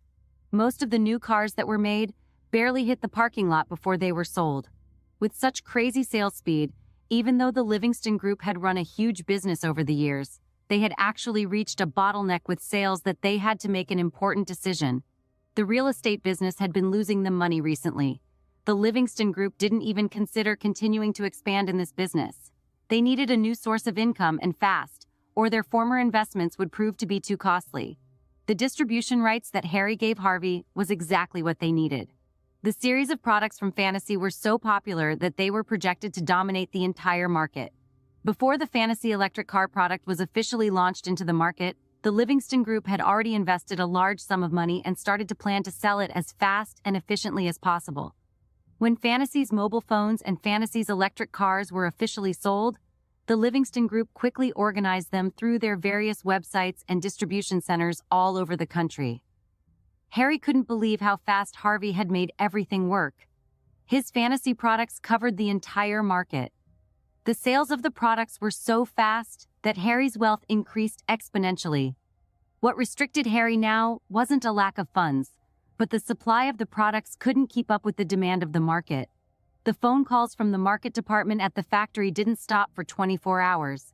It was all from the Livingston Group urging for more orders. In the end, the people in the sales department didn't even pick up the phone. It was useless even if they answered. The entire factory's production line was running to its limit, and they couldn't increase production any further. The products were so popular. Although Harry expected the demand to be high, Harry was surprised that his production line wasn't able to keep up. The problem wasn't that he couldn't increase his production line capacity. The main problem was that the supply of raw materials was not enough for the individual parts. This wasn't because his competitors had done something to the supply line. Harry was just using more materials than the mines and factories could produce, and certain trades were being halted. The reason why there was no supply was because an international trade barrier had appeared, and the tariffs would be too high if they were ordered from overseas. This would inevitably cause Harry to increase the cost of his products, so they could only source from places inside the United States. The current source of raw materials didn't expect to need such a large supply, so it couldn't increase production in a short period of time to fit Harry's demand. Harry could only wait for the raw materials market to increase their production quickly. Only then would he be able to resolve the supply issues in his factory. The 4 groups that had been targeting Harry saw that Harry was in a bind and chose to strike. They seized the opportunity when Harry's production restrictions appeared. They would then increase the quality of their products so that they could compete with Harry after he started to increase production. If they couldn't get Harry's technology and waited until Harry had his supply issue, it would be too late to start large-scale production of their own products. Harry's products were so popular in the market now. Once he started manufacturing, no one would be able to stop him anymore. The Automotive Alliance had hired a group of professionals to spy on Harry. These people didn't have a name for their group, but they were capable enough. For example, 2 years ago, a company introduced a brand new model of the 747 aircraft. This model used the latest technology that made the flight safer and faster. Once it was officially launched into the market, then the other aircraft giants would lose a large portion of the market share. They hired some of these spies, and within hours, plans for the new plane model were given to the bigger airplane companies. Then, these companies quickly applied it on their own planes, saving them from falling behind in terms of technology. It was precisely because of this group of spies that the larger company managed to maintain a stalemate between the two of them. The Automotive Alliance had used these spies before and had some connections with their members. The spies would only talk to the very rich car brands because they demanded high prices for their work. The smartphone companies didn't have the right connections to contact these spies and were kept out of these plans. The Smartphone Alliance was the first to take action. Their main task wasn't to steal Harry's technology, but to create a distraction that Harry wouldn't be able to ignore. The more chaotic it was, the better. This would make it easier for the commercial spies to infiltrate and do their job. Due to the previous attack by the Hugh family, Harry's security was incredibly tight. The commercial spies were cunning and couldn't be underestimated. After a period of observation, they discovered that there were holes in Harry's security, which seemed to be heavily guarded. The biggest hole was that due to the popularity of fantasy electric car products, a large number of dealers and vehicles had entered Harry's industrial island. After going through a meticulous plan, the commercial spies would disguise themselves. They disguised themselves as members of the distributor's transport fleet and successfully infiltrated the industrial island. Due to the shortage of supply, the current situation was that after the transportation team arrived on the industrial island, they didn't immediately pack up and leave. Instead, they had to wait for a party on the island, after a batch of products had all been packed. Only then would they pack up and leave. Adding to the time they had to wait in line, it would take a total of 12 hours. These 12 hours were their window. As Harry's security was too tight, it was already very difficult for anyone to successfully enter the island. It was even more difficult to steal technology from the island. That was why they needed a big enough distraction.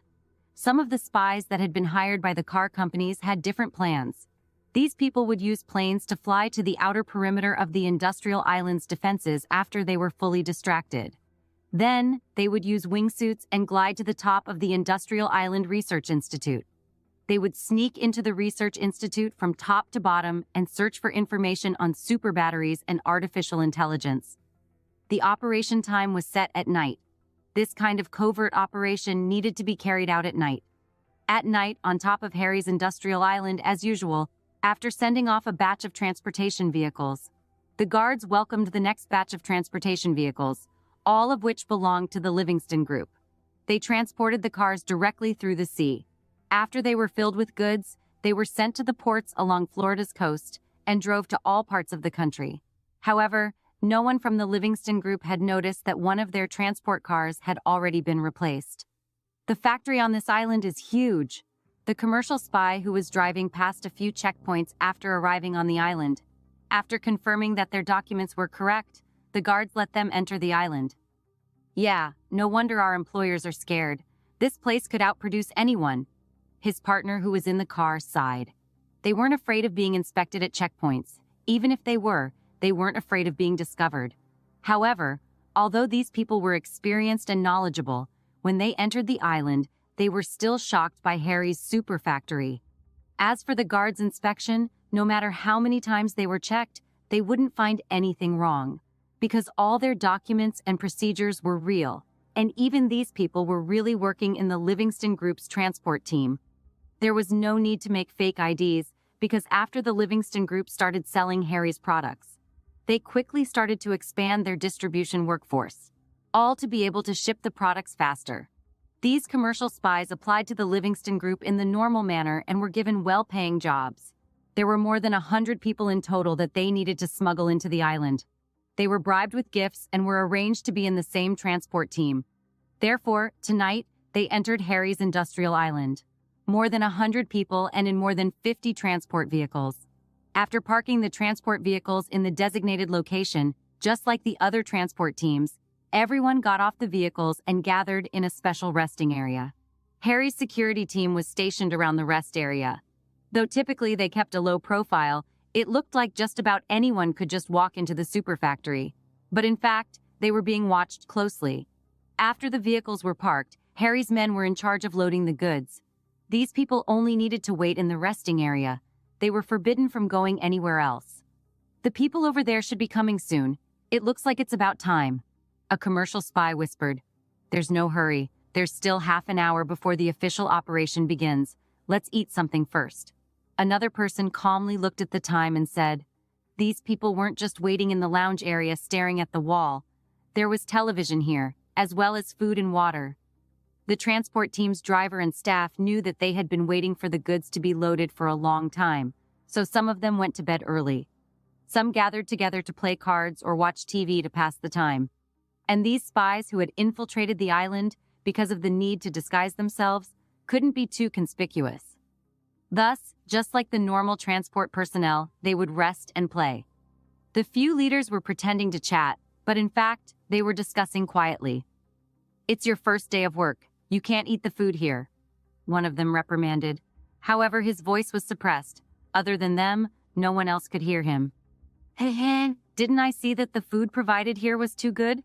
That's why I couldn't help but want to try it. The one who wanted to eat laughed. As the best business spies, there was still a need to be cautious. Although their infiltration was successful, they couldn't take any chances. Be careful, we're about to start the operation. Don't eat too much or you'll be useless, the leader said unhappily.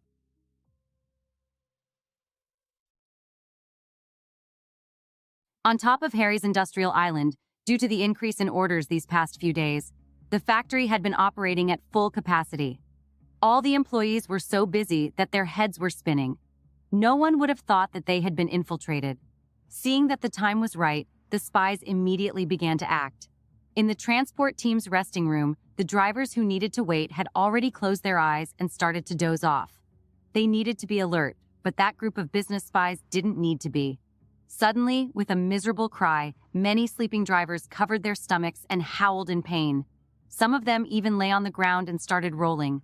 Their faces were sallow and they were covered in a cold sweat. What's wrong? What's going on? The security guards who were on duty outside the door quickly ran in. When they saw the men on the floor, they were shocked.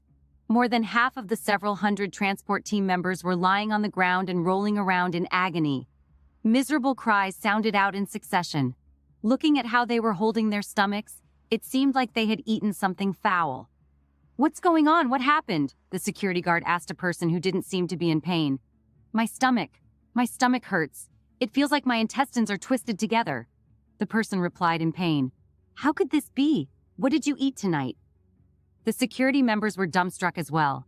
The food provided here had always been made according to high standards. This had never happened before. But now, hundreds of people were all lying on the ground. If it wasn't for food poisoning, there wouldn't be any other explanation. However, this idea that was quickly eliminated was precisely the real answer. Those spies disguised as transport personnel used the most sinister method of poisoning the food in order to create chaos. They had laced the food with a virus that was non-lethal, but caused immense irritation to that who ingested it. The virus had a short lifespan and wasn't well suited for the human body, and within an hour there would be no trace of the virus. No one would expect that the food would be poisoned, but that they had just eaten something that had gone bad. This was also why those business spies didn't touch the food and didn't even take a sip of water. A few hundred people suffering from food poisoning was already a big deal for the industrial island. The security personnel immediately mobilized people and began to send people to the medical room. But the problem was that although the medical room on the island was very advanced, the scale was too small. They had never prepared to treat so many people suffering from food poisoning before, so they were in a flurry and were completely unable to deal with the issue at hand. They had no choice but to mobilize helicopters or speedboats to send people to Florida Hospital. As a result, the island became a mess. Although the transportation team's food was made separately, the ingredients were ordered together. Now that the transportation teams were sick, the other people might not be safe either. Just as the island was in chaos, all sorts of things were happening. The commercial spies launched their second move. Because they were busy carrying the stretcher or organizing people to leave the island to the hospital for a checkup, many of the security guards were taken off their posts. As a result of the lack of defense, these commercial spies seized this opportunity. They quietly ran to the warehouse of supplies and set up a fire. Not good! The warehouse is on fire!